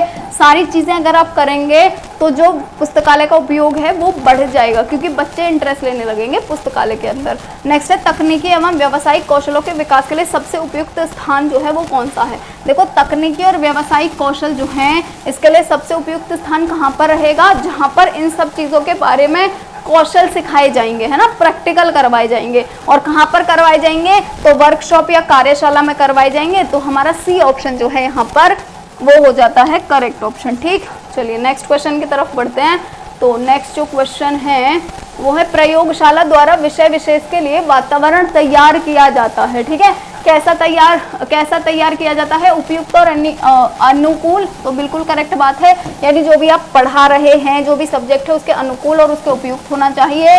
व्यवहारिक कार्यों हेतु होना चाहिए, यानी प्रैक्टिकल कामों के लिए होना चाहिए। प्रभावी और अनुसंधानात्मक प्रवृत्ति के विकास हेतु होना चाहिए, ये भी बात करेक्ट है। यानी बच्चे जो है बेसिकली रिसर्च करना भी सीख जाए वहाँ पर, तो यानी उपयुक्त सभी में सहायक होने चाहिए। नेक्स्ट है म्यूजियम शब्द की उत्पत्ति यूनानी शब्द म्यूजेस से मानी जाती है, जिसका अर्थ है ना, म्यूजियम जो है वो म्यूजेस से आया है। और जो म्यूजेस है इसका मतलब क्या है? तो इसका मतलब होता है कला, संगीत व विज्ञान आदि का प्रतिनिधित्व करने वाली यूनान की देवियां। ये हम ऑलरेडी ऊपर पढ़ चुके हैं। ठीक, चलिए नेक्स्ट क्वेश्चन की तरफ पढ़ेंगे।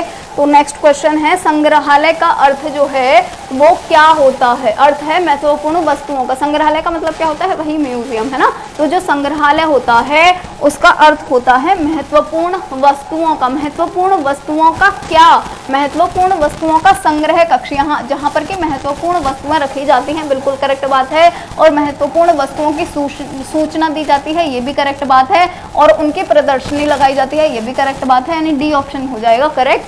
नेक्स्ट है परिषदीय प्राथमिक विद्यालयों की कक्षा में 2 में निर्धारित कुल पाठ्य पुस्तकों की संख्या है। कक्षा 2 की अगर बात करी जाए तो यहाँ पर पाठ्य पुस्तकों की संख्या कितनी है? 2 ही है। तो बी ऑप्शन जो है वो हो जाएगा करेक्ट ऑप्शन। ठीक, चलिए नेक्स्ट क्वेश्चन की बात करेंगे। तो नेक्स्ट जो क्वेश्चन है वो है सामान्य रूप से विद्यालय में कुल कितने प्रकार की समय सारणी लाई जाती है? ये समय आरणी नहीं है, समय सारणी होगा, ठीक है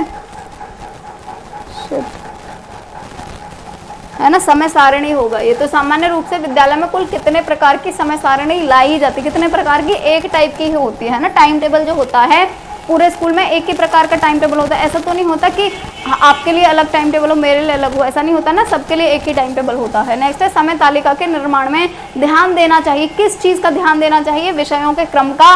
बिल्कुल करेक्ट बात है कि कौन सा विषय पहले पढ़ाया जाए। जैसे मैं आपसे बात कर रही थी कि जो मैथ्स और साइंस वाले सब्जेक्ट होते हैं उनके लेक्चर्स स्टार्टिंग में लगाए जाने चाहिए ताकि ब्रेन फ्रेश रहे और वो समझ में आ सके, है ना।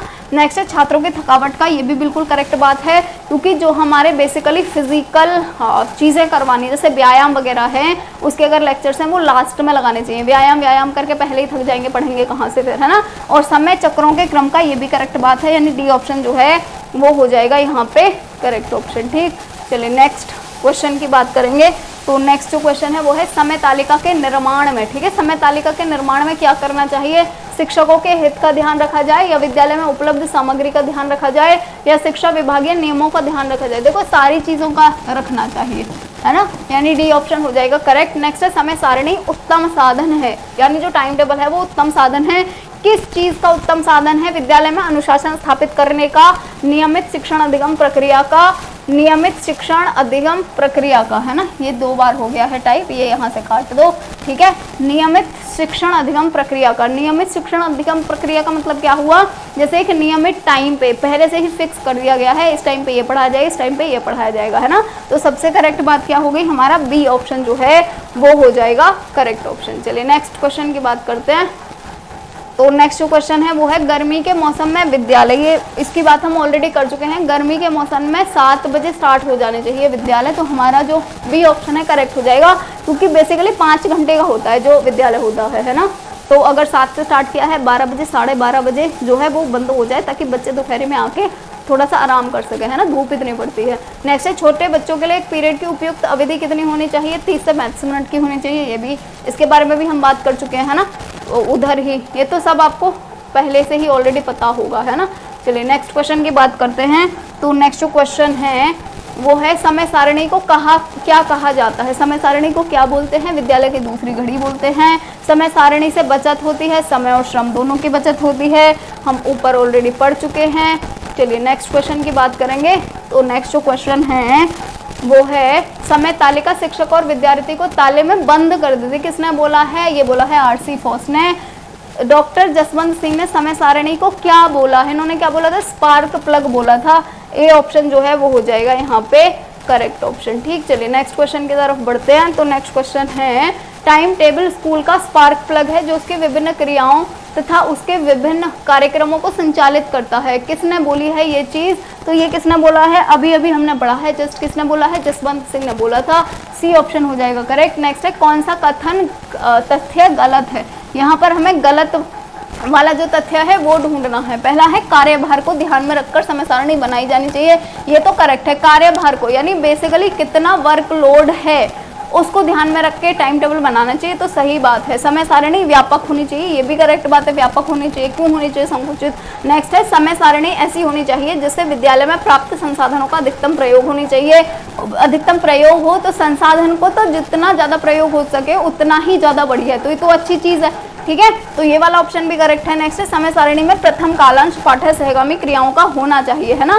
पहला ही पीरियड अगर एक्स्ट्रा करिकुलर एक्टिविटी का होगा तो बाद में तो बच्चे पढ़ेंगे ही नहीं, एक्स्ट्रा करिकुलर एक्टिविटी का लेक्चर सबसे लास्ट में होना चाहिए। फिजिकल एक्टिविटी जितनी भी करवा रहे हैं सबका लेक्चर सबसे लास्ट में हो जाना चाहिए, है ना, ताकि बच्चे, क्योंकि बच्चे एक्स्ट्रा करिकुलर एक्टिविटी करेंगे बच्चे थकेंगे ही ऑब्वियसली, है ना। तो ये वाला ऑप्शन है हमारा गलत, तो डी ऑप्शन जो है वो है हमारा ठीक। चलिए नेक्स्ट क्वेश्चन की तरफ बढ़ते हैं। तो नेक्स्ट जो क्वेश्चन है वो है पाठ्यक्रम में वे समस्त अनुभव सम्मिलित हैं जिनको बालक विद्यालय के निर्देशन में प्राप्त करते हैं। ये किसने बोला है? ये वॉल्टर सी ने बोला है। ए ऑप्शन जो है हमारा वो हो जाता है यहाँ पर करेक्ट ऑप्शन, ठीक है जी।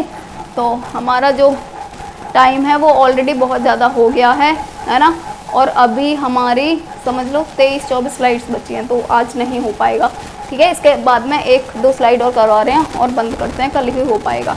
चलिए नेक्स्ट है पाठ्यक्रम वैयक्तिक आवश्यकताओं की पूर्ति करने के लिए प्रयोगात्मक एवं विविधतापूर्ण हो। ये किसने बोला है? ये एंडरसन और ब्रून ने बोला है। तो बी ऑप्शन जो है हमारा वो हो जाएगा यहाँ पर करेक्ट ऑप्शन, ठीक। चलिए नेक्स्ट क्वेश्चन की तरफ बढ़ते हैं। तो नेक्स्ट क्वेश्चन है विषय केंद्रित पाठ्यक्रम, यानी जो विषय केंद्रित पाठ्यक्रम होता है उसमें क्या होता है? देखो विषय केंद्रित पाठ्यक्रम का मतलब क्या हुआ? जो भी विषय पढ़ाया जा रहा है उस पर पाठ्यक्रम यानी उस पर करिकुलम या सिलेबस बनाया गया है ना, तो इसमें क्या होता है? विषय को आधार बनाया जाता है। नेक्स्ट है क्रिया प्रधान पाठ्यक्रम में।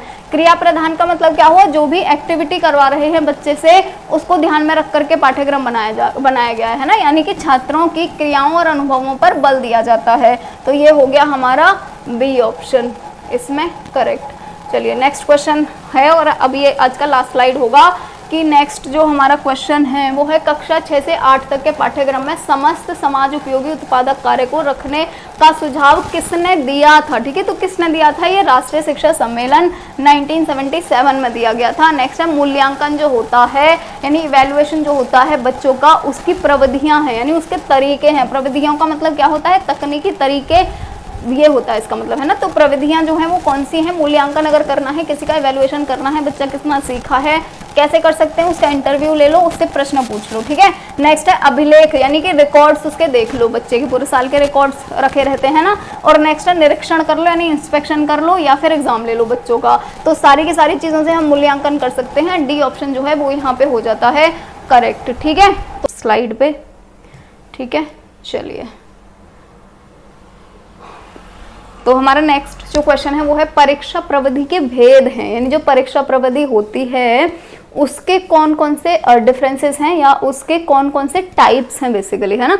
तो कौन कौन से टाइप हैं परीक्षा प्रविधि के? परीक्षा प्रविधि का मतलब क्या हुआ? अगर आप एग्जाम लेना चाह रहे हैं बच्चों का तो उसके कौन कौन से तरीके हैं, कौन कौन से मेथड हैं, कौन कौन सी टेक्निक है, ठीक है। पहला है मौखिक परीक्षा व प्रयोगात्मक परीक्षा। देखो ये दोनों की दोनों है। मौखिक परीक्षा का मतलब क्या होता है? जो वाइवा ले रहे होते हैं वो मौखिक परीक्षा ही होती है। प्रयोगात्मक परीक्षा का मतलब क्या होता है? प्रैक्टिकल जो ले रहे होते हैं बच्चों का, है ना।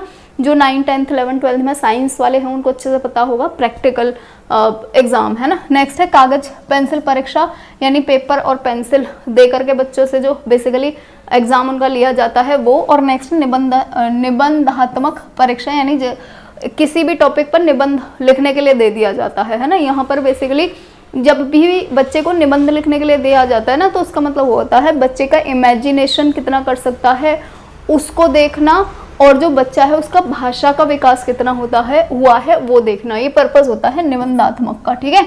तो यहाँ पर हमारा डी ऑप्शन जो है वो हो जाता है करेक्ट। नेक्स्ट क्वेश्चन है वस्तुनिष्ठ परीक्षा में प्रश्नों के भेद हैं।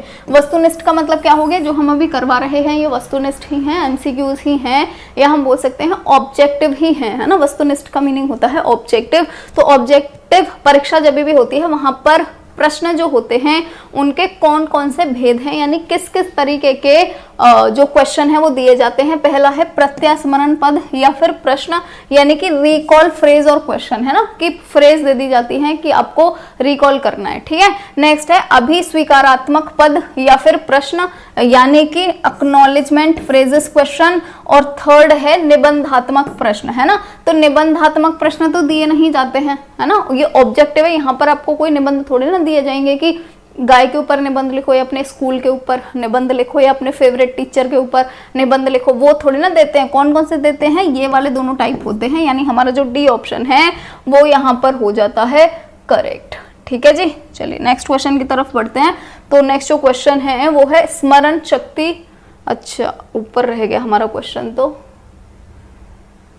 चलिए नेक्स्ट है साधारण, ये मेरे को लग रहा है फिर से ऊपर कुछ रह गया है ना, नहीं यही ही है। ठीक है, तो नेक्स्ट क्वेश्चन है साधारण प्रत्यास्मरण प्रश्नों द्वारा छात्रों की, यानी कि जो सिंपल रिकॉल क्वेश्चंस होते हैं यहाँ पर छात्रों की क्या करा जाता है। जैसे हम प्रत्यास्मरण प्रश्न दे रहे हैं, यानी कि बच्चे जो हैं कितनी जल्दी रिकॉल कर पाते हैं। जैसे मैं आपको स्टार्टिंग में पढ़ाती हूँ थियोरिटिकल और फिर लास्ट में आपको क्वेश्चन यहाँ पे करवाती हूँ कि आप लोग आंसर दो, है ना। तो मैं क्या कर रही हूँ, बेसिकली रिकॉल करवा रही हूँ आपसे चीजें, है ना। तो जो रिकॉल करवा रही हूँ मैं, ये प्रत्यास्मरण करवा रही हूँ आपसे, उसका बेसिकली मकसद क्या होता है, उससे छात्रों के अंदर क्या होता है। पहला है उनकी स्मरण शक्ति की जांच करी जा सकती है, यानी उनका मेमोरी लेवल कितना है, कितनी चीजें वो याद रख सकते हैं, है ना। स्मरण शक्ति उनकी क्या है वो हमें पता लग सकती है। नेक्स्ट है पहचानने की शक्ति जो है उसकी जांच करी जाती है। देखो पहचानने की शक्ति की जांच थोड़ी करी जाएगी, है ना। पहचानने की शक्ति की ये चीज क्या है, ये चीज क्या है, ये थोड़े ना प्रत्यास्मरण का मतलब हुआ या रिकॉल करने का मतलब हुआ, है ना।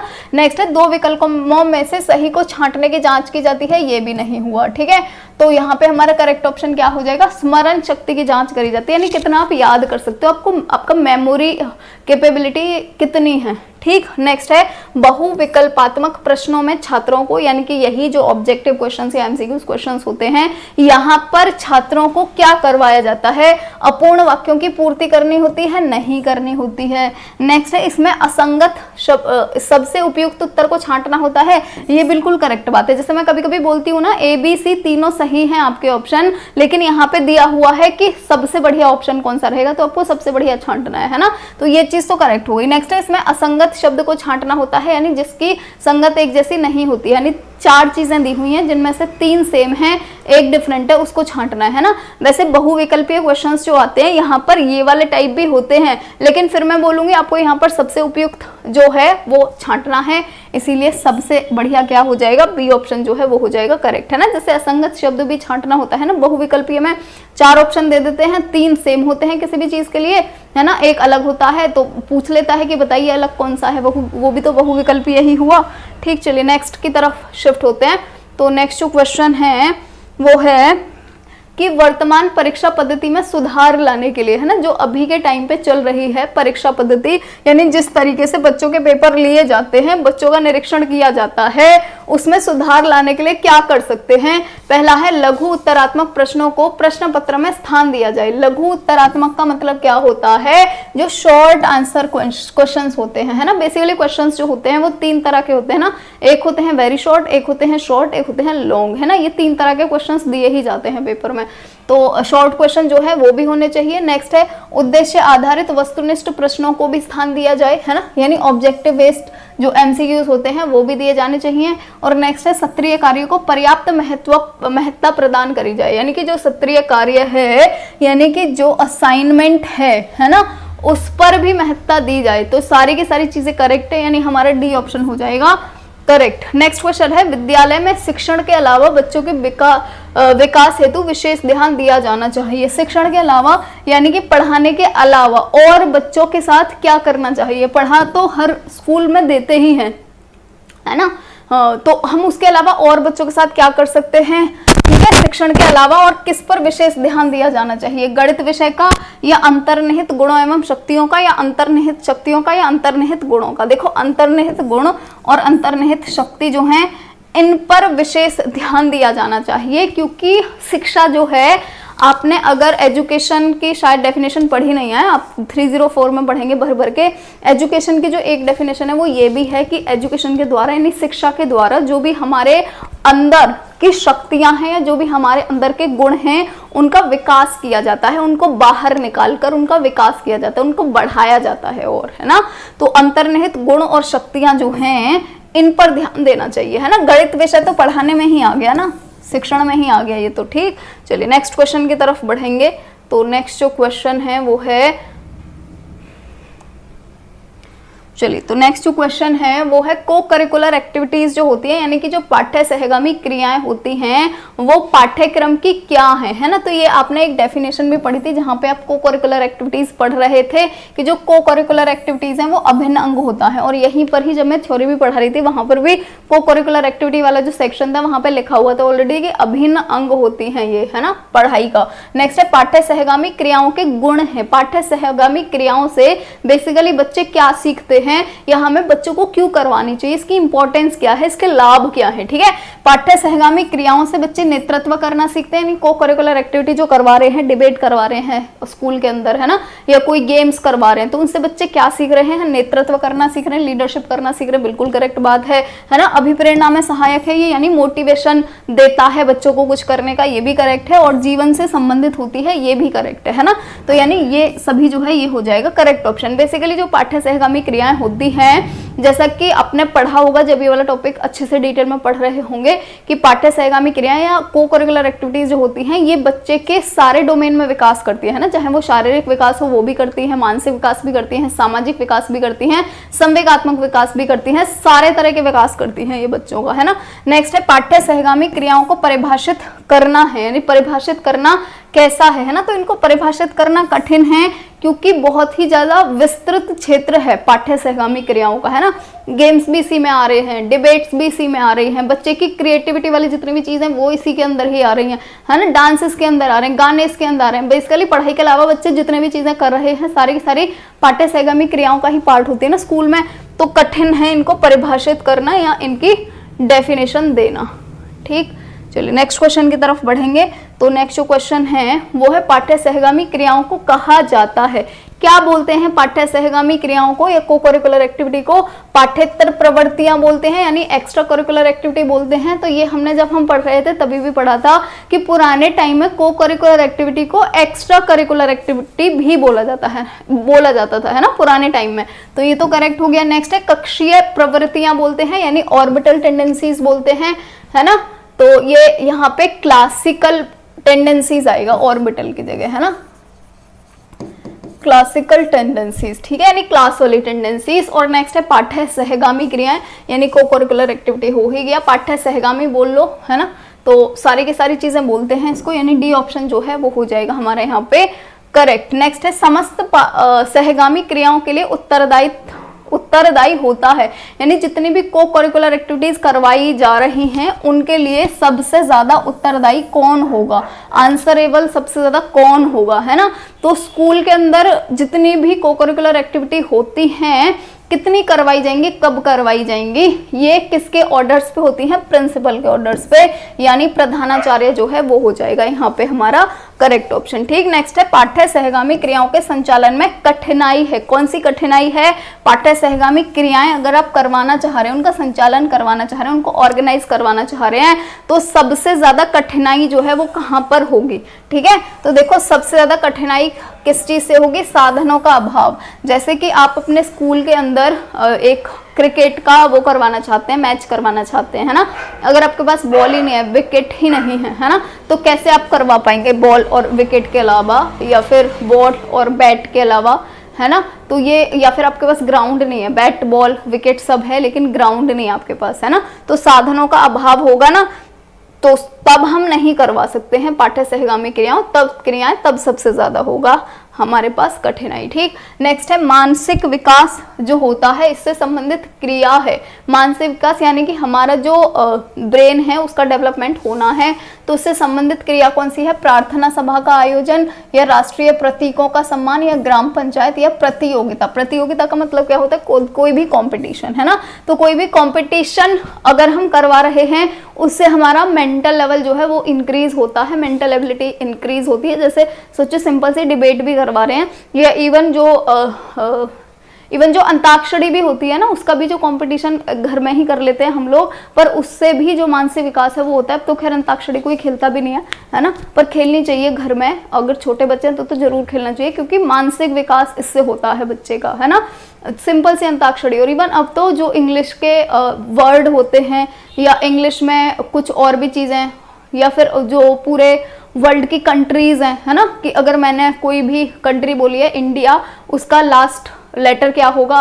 ए होगा तो सामने वाले को ए से कोई कंट्री बतानी है, ऐसे करके भी तो बहुत सारे टाइप की अंताक्षरी खेली जाती है और ये जितनी भी खेली जा रही है सबसे मानसिक विकास होता है ना। तो प्रतियोगिता जो है ये हो जाएगा हमारा करेक्ट ऑप्शन। नेक्स्ट है शारीरिक विकास संबंधी क्रिया कौन सी है जिससे शारीरिक विकास हो, है ना। तो शारीरिक विकास देखो किससे होगा, खेल कूद से होगा, है ना। तो ए ऑप्शन करेक्ट हो जाएगा। नेक्स्ट है पाठ्य सहगामी क्रियाओं का गुण क्या है ना, यानी इन इससे बेसिकली क्या होता है। तो यहाँ पे सबसे ज्यादा करेक्ट ऑप्शन कौन सा है, वैसे तो सीमित प्रक्रिया का मतलब हुआ लिमिटेड प्रोसेस होती है, देखो लिमिटेड तो नहीं होती हैं ये, है ना। और समाज सेवा करना ये भी कोई गुण नहीं है इसका, है ना, मतलब सामाजिक विकास हमारा होता है को करिकुलर एक्टिविटी या एक्स्ट्रा करिकुलर एक्टिविटी, पर ये गुण नहीं होता है इसका कि समाज सेवा करना सीख जाएंगे। सबसे ज्यादा करेक्ट ऑप्शन क्या है, नेतृत्व करना जो है, यहाँ पे ये सभी लिखा हुआ है पर ये सभी नहीं आएगा बिल्कुल भी, क्योंकि हमारा जो पहला ऑप्शन है ना इसने खेल बिगाड़ दिया, है ना। अगर ये पहला ऑप्शन कुछ और होता तो हम ये सभी पे जा सकते थे, तभी भी खैर समाज सेवा करना इसका कोई गुण नहीं है पाठ्य सहगामी क्रियाओं का, है ना, तभी भी हमारा नेतृत्व भी करेक्ट होता, लेकिन सीमित प्रक्रियाएं आ रही है ना तब तो बिल्कुल भी नहीं हो सकता है ये सभी। चलिए नेक्स्ट क्वेश्चन की तरफ बढ़ेंगे। तो नेक्स्ट जो क्वेश्चन है वो है सौंदर्य तथा, अच्छा ये और पता नहीं क्या हो जाता भाई। चलिए नेक्स्ट है सौंदर्य तथा कलानुभूत क्रियाएं हैं, ठीक है, यानी कि ब्यूटी और आर्टिस्टिक एक्टिविटीज जो हैं वो कौन कौन सी हैं, है ना। तो सौंदर्य वाला जो जितनी भी चीजें हैं या सौंदर्यात्मक कला हम जिसको बोलते हैं उसके बारे में हम शायद सेकंड सेमेस्टर में बहुत अच्छी तरह से बात कर चुके, सेकंड सेमेस्टर में ही करी थी, है ना। तो कविता और कविता पेंटिंग जो है ये दोनों ही सौंदर्य और कलानुभूत क्रियाएं हैं, यानी सी ऑप्शन हो जाएगा करेक्ट। नेक्स्ट है पाठ्य सहगामी क्रियाएं छात्रों के स्वास्थ्य के लिए सशक्त चिकित्सा है, ठीक है, छात्रों के स्वास्थ्य के लिए सशक्त चिकित्सा है। कौन कौन सी चिकित्सा है, देखो एक है खेल चिकित्सा, तो जैसा कि आपको पता होगा खेल खेलने से हमारा जो शरीर है वो स्वस्थ रहता है ना।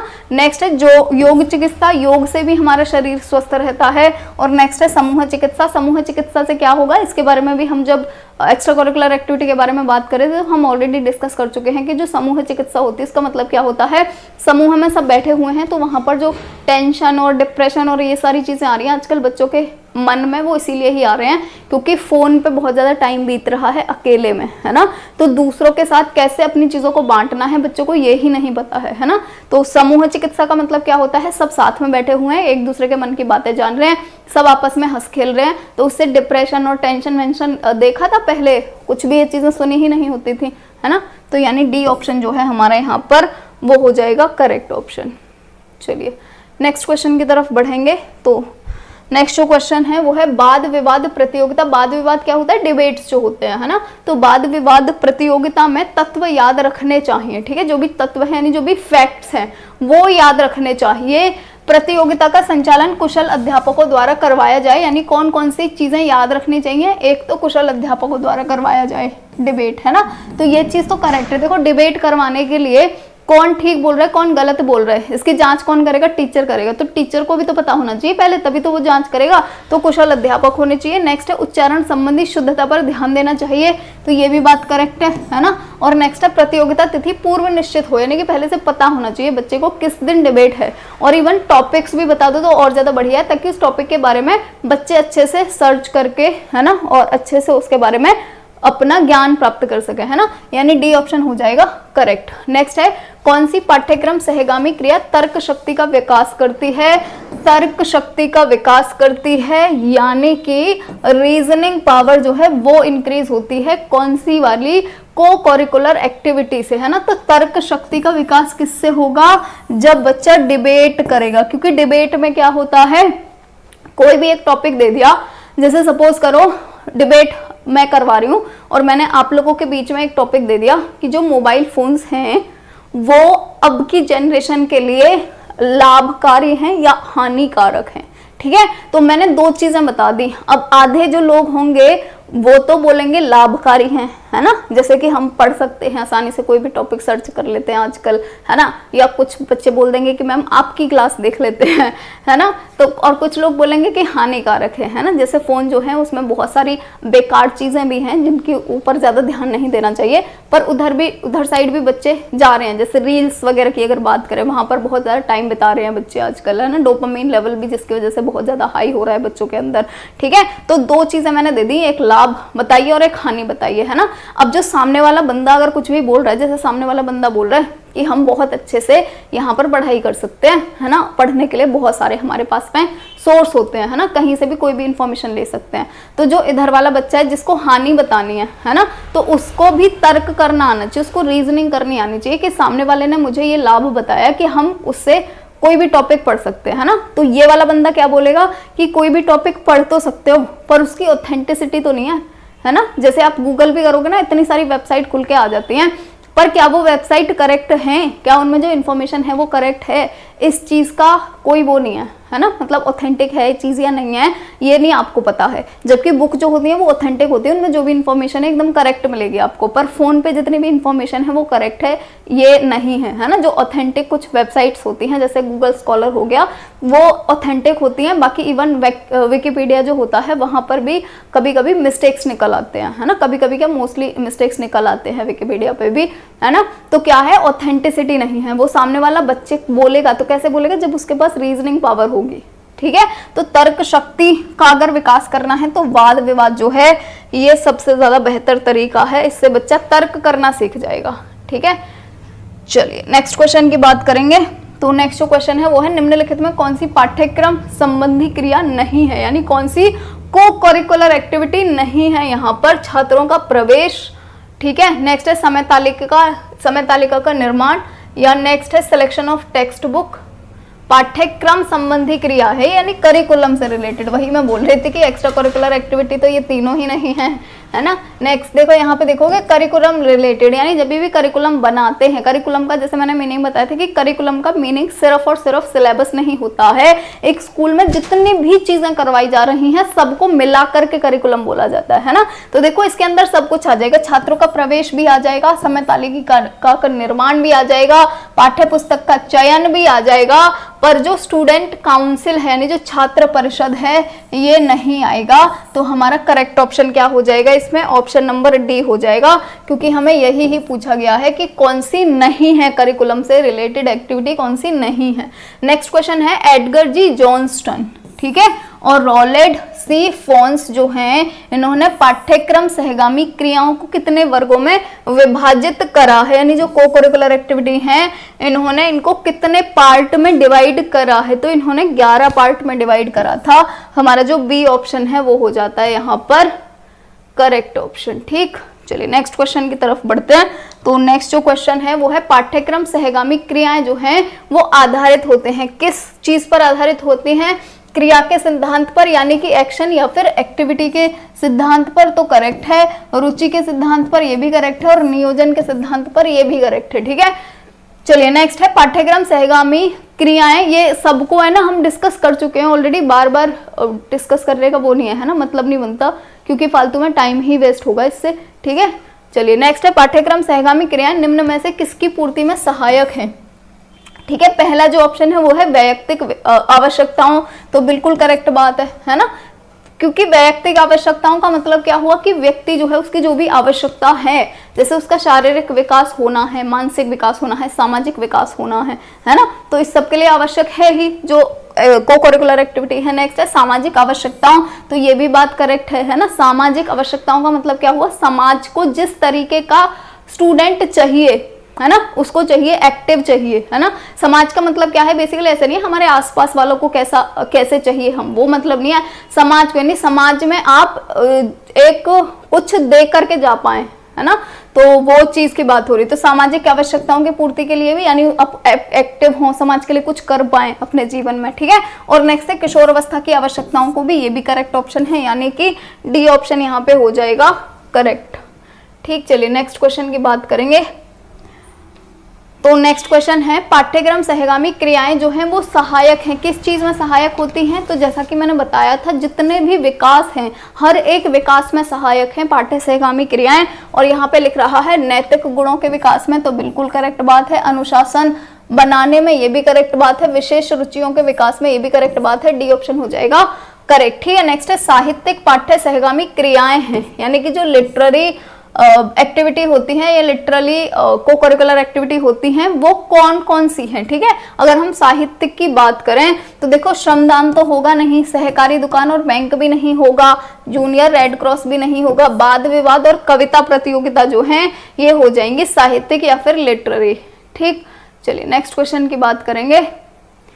तो नेक्स्ट जो हमारा क्वेश्चन है वो है, विद्यालय पत्रिका का प्रकाशन किस प्रकार की पाठ्य सहगामी क्रिया है? विद्यालय की पत्रिका बनाई जा रही है, ठीक है, यानी स्कूल की मैगजीन बनाई जा रही है, तो वो कैसी पाठ्य सहगामी क्रिया है? ठीक है, कैसी हो जाएगी? शैक्षिक और साहित्यिक। ठीक है, जैसे आपने देखा होगा जो भी हमारे स्कूल की मैगजीन होती है उसमें हमारे टीचर्स जितने भी होते हैं उनकी क्या डेजिग्नेशन है, उसके बाद में जो भी हमारे स्कूल का इंफ्रास्ट्रक्चर, फी स्ट्रक्चर, ये सारी की सारी चीजें दी हुई होती हैं। फिर उसके बाद में कंपटीशन वगैरह जो होते हैं उनमें कौन कौन से बच्चों ने पार्टिसिपेट किया, कौन से जीते, वो दी होती हैं। और बच्चे जो हैं उनसे भी कविताएं वगैरह लिखवाई जाती हैं, है ना।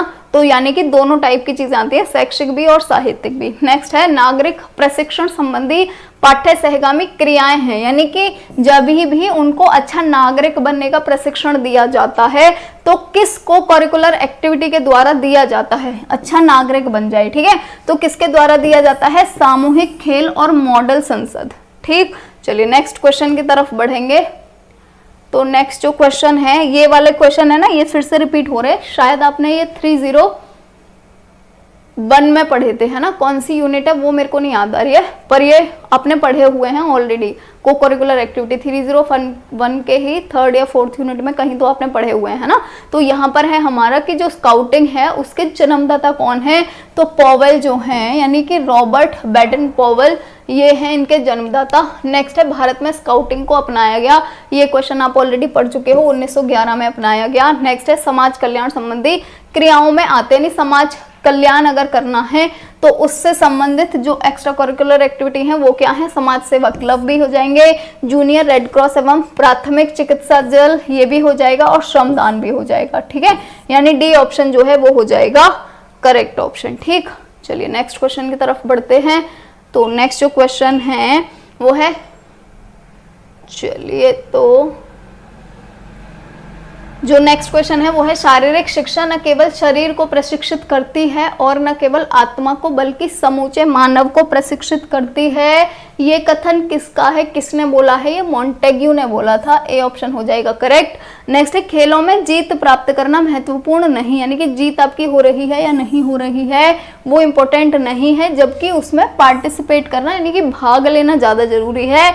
जीवन में महत्वपूर्ण बातचीत नहीं वरन संघर्ष है। युद्ध जीतना अच्छी बात है वरन अच्छी तरह लड़ना है। ठीक है, यानी कि आप युद्ध जीत रहे हो ये बहुत अच्छी बात है, लेकिन अगर नहीं भी जीत रहे हो तो आप कितने लड़े ये ज्यादा इंपॉर्टेंट है। ये किसने बोला है? कावर्टन ने बोला था, ये बी ऑप्शन हो जाएगा करेक्ट। जैसे कि हमेशा ऐसे होता है कि कोई भी कंपटीशन है, जैसे सपोज करो आपने सीटेट तो क्वालिफाई कर ही लोगे, वो कोई इतना ज्यादा वो नहीं होता है ना, लेकिन बात आती है फिर सुपर टेट की, वो टफ होता है। तो सुपर टेट जो है ना उसको आप कर पा रहे हो नहीं कर पा रहे हो क्वालिफाई, ये बड़ी बात नहीं है, पर उसको क्वालिफाई करने के लिए आपने मेहनत कितनी करी है ना, वो ज्यादा जरूरी बात है। चलिए नेक्स्ट क्वेश्चन की बात करते हैं। चलिए तो नेक्स्ट जो क्वेश्चन है वो है, जिस स्कूल में विद्यार्थियों को बदलती हुई दुनिया के लिए तैयार करना है उस स्कूल का पुस्तकालय एक सजीव कार्यशाला होना चाहिए, ये किसका कथन है? ठीक है, तो ये जो कथन है ये वाला ना ऑप्शन थोड़ा सा बचा के रखिएगा, मैं ये देती हूँ आपको, है ना, क्योंकि मेरे को खुद नहीं याद आ रहा है। ये रायबर्ड ने बोला था शायद, पर ये बचा के रखिएगा, मैं बता दूंगी बाद में। ठीक, नेक्स्ट है, कार्यालय विद्यालय का नाड़ी संस्थान है, ये किसने बोला है? नाड़ी संस्थान वाला तो रायबर्ड ने ही बोला था, तो बी ऑप्शन जो है वो हो जाएगा करेक्ट। ये भी शायद रायबर्ड का ही स्टेटमेंट है, ये हम और देख लेंगे। ठीक है, तो कार्यालय विद्यालय का नाड़ी संस्थान है, यानी कि जो ऑफिस होता है वो क्या होता है, नाड़ी संस्थान होता है, यानी नर्व जो सिस्टम होता है वो होता है। ठीक है, तो रायबर्न ने बोला था ये। चलिए नेक्स्ट क्वेश्चन की तरफ बढ़ेंगे। तो नेक्स्ट जो क्वेश्चन है वो है अशुद्ध अभिलेख जो होते हैं, जैसा कि हम कल बात कर रहे थे, अशुद्ध अभिलेख यानी कि जो गलत रिकॉर्ड कर लेते हैं चीजें, है ना, जो रजिस्टर बना रहे हैं वो गलत सलत बना लेते हैं। तो गलत सलत बनाने से तो बेटर है मत ही बनाओ कुछ भी। ठीक है, तो यानी कि अशुद्ध अभिलेख अनुपयोगी से भी बुरे होते हैं, है ना, इससे तो बढ़िया है बनाओ ही मत। तो नेक्स्ट है क्योंकि अभिलेख उन व्यक्तियों की ईमानदारी की परीक्षा करते हैं जिन्हें उनकी व्यवस्था करनी होती है। किसने बोला है ये बोला था सिद्धालिंगाया ने, तो ए ऑप्शन हो जाएगा करेक्ट। नेक्स्ट है विद्यालय के अभिलेखों का मुख्य उद्देश्य जो होता है वो क्या होता है, तो आवश्यक सूचनाओं का रख रखाव। ठीक है, जितनी भी इंपॉर्टेंट इंफॉर्मेशन होती हैं वो रजिस्टर करी जाती हैं रजिस्टर में, या वो रिकॉर्ड करी जाती हैं रजिस्टर में। नेक्स्ट जो क्वेश्चन है वो है विद्यालय अभिलेखों का उपयोग होता है, किस चीज के लिए उपयोग होता है, अभिलेखों का संदर्भ के लिए। तो बिल्कुल करेक्ट बात है ना। जैसे सपोज करो स्कूल है और वहां पर जो अटेंडेंस रजिस्टर होता है वही ही है, वहां पे डेली अटेंडेंस ली जा रही है। ठीक है, लास्ट टाइम पे कॉलेज का रूल है या स्कूल का रूल है कि वहां पर जो 75% से कम अटेंडेंस जिसकी भी होगी उसको एग्जाम में नहीं बैठने दिया जाएगा। ठीक है, अब बच्चा आया, उसने बोला मैं तो इतने दिन आया हूँ स्कूल या कॉलेज, है ना, आप लोग झूठ बोल रहे हो, मैं तो इतने दिन आया हूँ, मेरी तो 80% से भी ऊपर जानी चाहिए। तो आप क्या करोगे, रजिस्टर ला करके उसको दिखा दोगे, है ना, उसको संदर्भ दे दोगे, यानी कि उसको रेफरेंस दे दोगे। ठीक है, कि देखो बेटा यहाँ पर आप नहीं आए हो, है ना। नेक्स्ट है निर्देशन के लिए, यानी कि जब भी डायरेक्ट करना है किसी भी चीज को निर्देशित करना है, तो ये भी बिल्कुल करेक्ट बात है ना, क्योंकि पीछे वाली जो चीज रिकॉर्डेड है उनसे ही तो सीखेंगे हम कि यहाँ पर क्या क्या गलतियां थी वो हमें आगे नहीं करनी है। और नेक्स्ट है आयोजन के लिए, ठीक है, यानी कि ऑर्गेनाइज करने के लिए, तो ये भी करेक्ट बात हो जाएगी, यानी सभी के लिए जो है ये हो जाएगा करेक्ट ऑप्शन। नेक्स्ट है सभी अभिलेख जो हैं वो कैसे होने चाहिए, यानी जितने भी हमने रजिस्टर बनाए हैं वो कैसे होने चाहिए, सही होने चाहिए, बिल्कुल करेक्ट बात है, बिल्कुल सही होने चाहिए, है ना। और नेक्स्ट है वैध होने चाहिए, यानी कि वैलिड होने चाहिए, तो ये भी करेक्ट बात है, वैलिड होने चाहिए। और विश्वसनीय होने चाहिए, यानी रिलायबल होने चाहिए, तो ये भी करेक्ट बात है, यानी डी ऑप्शन जो है वो हो जाएगा यहाँ पे करेक्ट ऑप्शन। नेक्स्ट है विद्यालय जो है उसका आकलन किया जाए, जो विद्यालय है उसका आकलन किया जाए, किसके द्वारा करा जाए, शिक्षकों के द्वारा, बिल्कुल शिक्षक भी कर सकते हैं, है ना। और नेक्स्ट है छात्रों के द्वारा, ये भी करेक्ट बात है। और समुदाय के द्वारा, यानी जो भी कम्युनिटी है, बच्चों के माँ बाप हैं, स्कूल के आसपास का एरिया है उसके द्वारा, ये भी करेक्ट बात है, यानी डी ऑप्शन जो है वो हो जाता है यहाँ पर करेक्ट ऑप्शन। ठीक है जी, चलिए नेक्स्ट क्वेश्चन की बात करेंगे।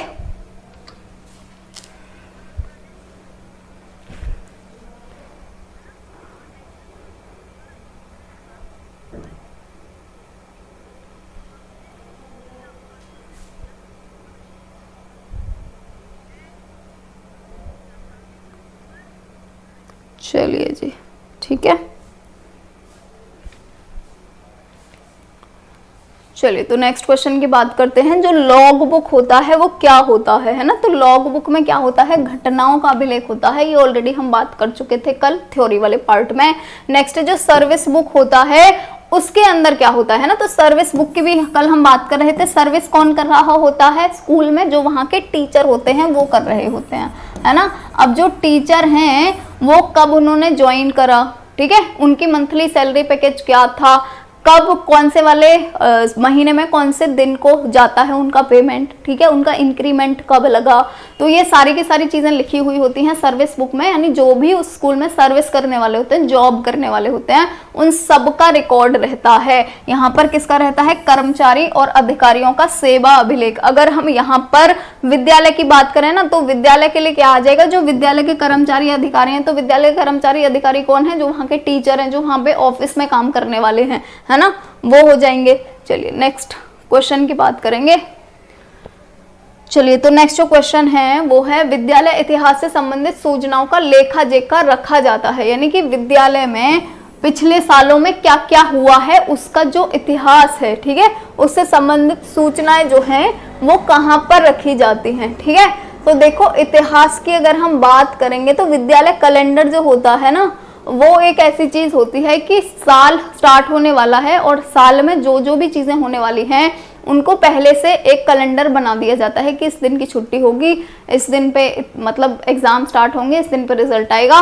तो अगर हम इतिहास देखना चाह रहे हैं, है ना, जैसे हमारा स्कूल है 10 साल पुराना, अगर हम पूरे 10 साल का इतिहास देखना चाह रहे हैं तो सारी चीजों को टटोलने से बढ़िया है पिछले 10 साल का जो कैलेंडर है उसको निकाल के देख लो, ठीक है। तो यानी क्या आ जाएगा, विद्यालय कैलेंडर जो है वो आ जाएगा करेक्ट ऑप्शन। नेक्स्ट है जनरल लेजर जो है वो किस प्रकार का अभिलेख है। जनरल लेजर जो है इसमें क्या रखा जाता है, तो देखो जनरल लेजर में जितना भी स्कूल में आय और व्यय होता है ना, वो सारा का सारा होता है जनरल लेजर में। तो क्या होता है, ये वित्तीय होता है ना, वित्तीय का मतलब फाइनेंशियल होता है, या फाइनेंसिस जितने भी होते हैं स्कूल के वो सारे के सारे जनरल लेजर में रखे जाते हैं। बेसिकली पैसों का जो लेखा जोखा होता है वो होता है इसके अंदर, ठीक। चलिए नेक्स्ट क्वेश्चन की बात करेंगे। तो नेक्स्ट क्वेश्चन है पत्र प्राप्ति रजिस्टर जो है ये क्या है, तो पत्र प्राप्ति रजिस्टर यानी लेटर रेसिप्ट रजिस्टर जो होता है ये प्रशासन का अभिलेख होता है, ठीक। नेक्स्ट है बालक की शारीरिक एवं शैक्षिक उपलब्धियों का लेखा जोखा रखा जाता है। बालक यानी कि जो स्टूडेंट है उसने शारीरिक और शैक्षिक उपलब्धियां उसकी कौन कौन सी हैं, ये कहां पर होता है, सचिव अभिलेख में होता है। तो ये आ जाएगा हमारा डी ऑप्शन में करेक्ट ऑप्शन। चलिए नेक्स्ट क्वेश्चन की तरफ बढ़ेंगे। तो नेक्स्ट जो क्वेश्चन है वो है छात्रालय में निम्न में से कौन से रजिस्टर होने चाहिए। छात्रालय का मतलब क्या हुआ, जो हॉस्टल्स वगैरह होते हैं ये मतलब हुआ, है ना। छात्रालय मतलब जहाँ पे छात्र रहते हो, छात्र कहाँ पर रहेंगे, हॉस्टल में रहेंगे। तो जो छात्रालय में यानी कि हॉस्टल में कौन कौन से रजिस्टर होने चाहिए, पहला है संपत्ति रजिस्टर, दूसरा है कैश बुक और थर्ड है प्रवेश रजिस्टर। ये सारे के सारे होने चाहिए क्योंकि सारे के सारे रिलेटेड हैं एक स्टूडेंट से। नेक्स्ट है छात्रालय अध्यक्ष में कौन से गुण होने चाहिए, यानी कि जो हॉस्टल का वार्डन होता है ना, जो हॉस्टल का या बच्चों का पूरा देख रेख करते हैं वो उनको वार्डन बोलते हैं। तो जो हॉस्टल की वार्डन होती है, फीमेल को तो वार्डन ही बोलते हैं, मेल का मेरे को नहीं पता क्योंकि मैं फीमेल हॉस्टल में ही रही हूँ, है ना, तो उसको तो वार्डन बोलते हैं। तो जो छात्रालय अध्यक्ष होता है यानी कि हॉस्टल हेड, है ना, हॉस्टल हेड जो होता है इसको वार्डन बोला जाता है ना, हॉस्टल वार्डन। तो जो वार्डन या फिर हॉस्टल हेड होता है उसमें कौन कौन से गुण होने चाहिए, कैसा होना चाहिए, वो सबसे पहले कुशल संगठन करता होना चाहिए, बात तो करेक्ट है। अगर वो खुद एक बढ़िया ऑर्गेनाइजर होगा तो हॉस्टल की सारी चीजों को बढ़िया ऑर्गेनाइज तरीके से चलाएगा, है ना। नेक्स्ट है न्यायप्रियता होनी चाहिए क्योंकि हॉस्टल में भाई बहुत सारी चीजें घटती हैं, है ना, तो पक्षपात नहीं करनी चाहिए उसको। और नेक्स्ट है नेतृत्व करने की क्षमता होनी चाहिए, ये भी होना चाहिए, यानी डी ऑप्शन जो है वो हमारा हो जाता है यहाँ पे करेक्ट ऑप्शन, ठीक।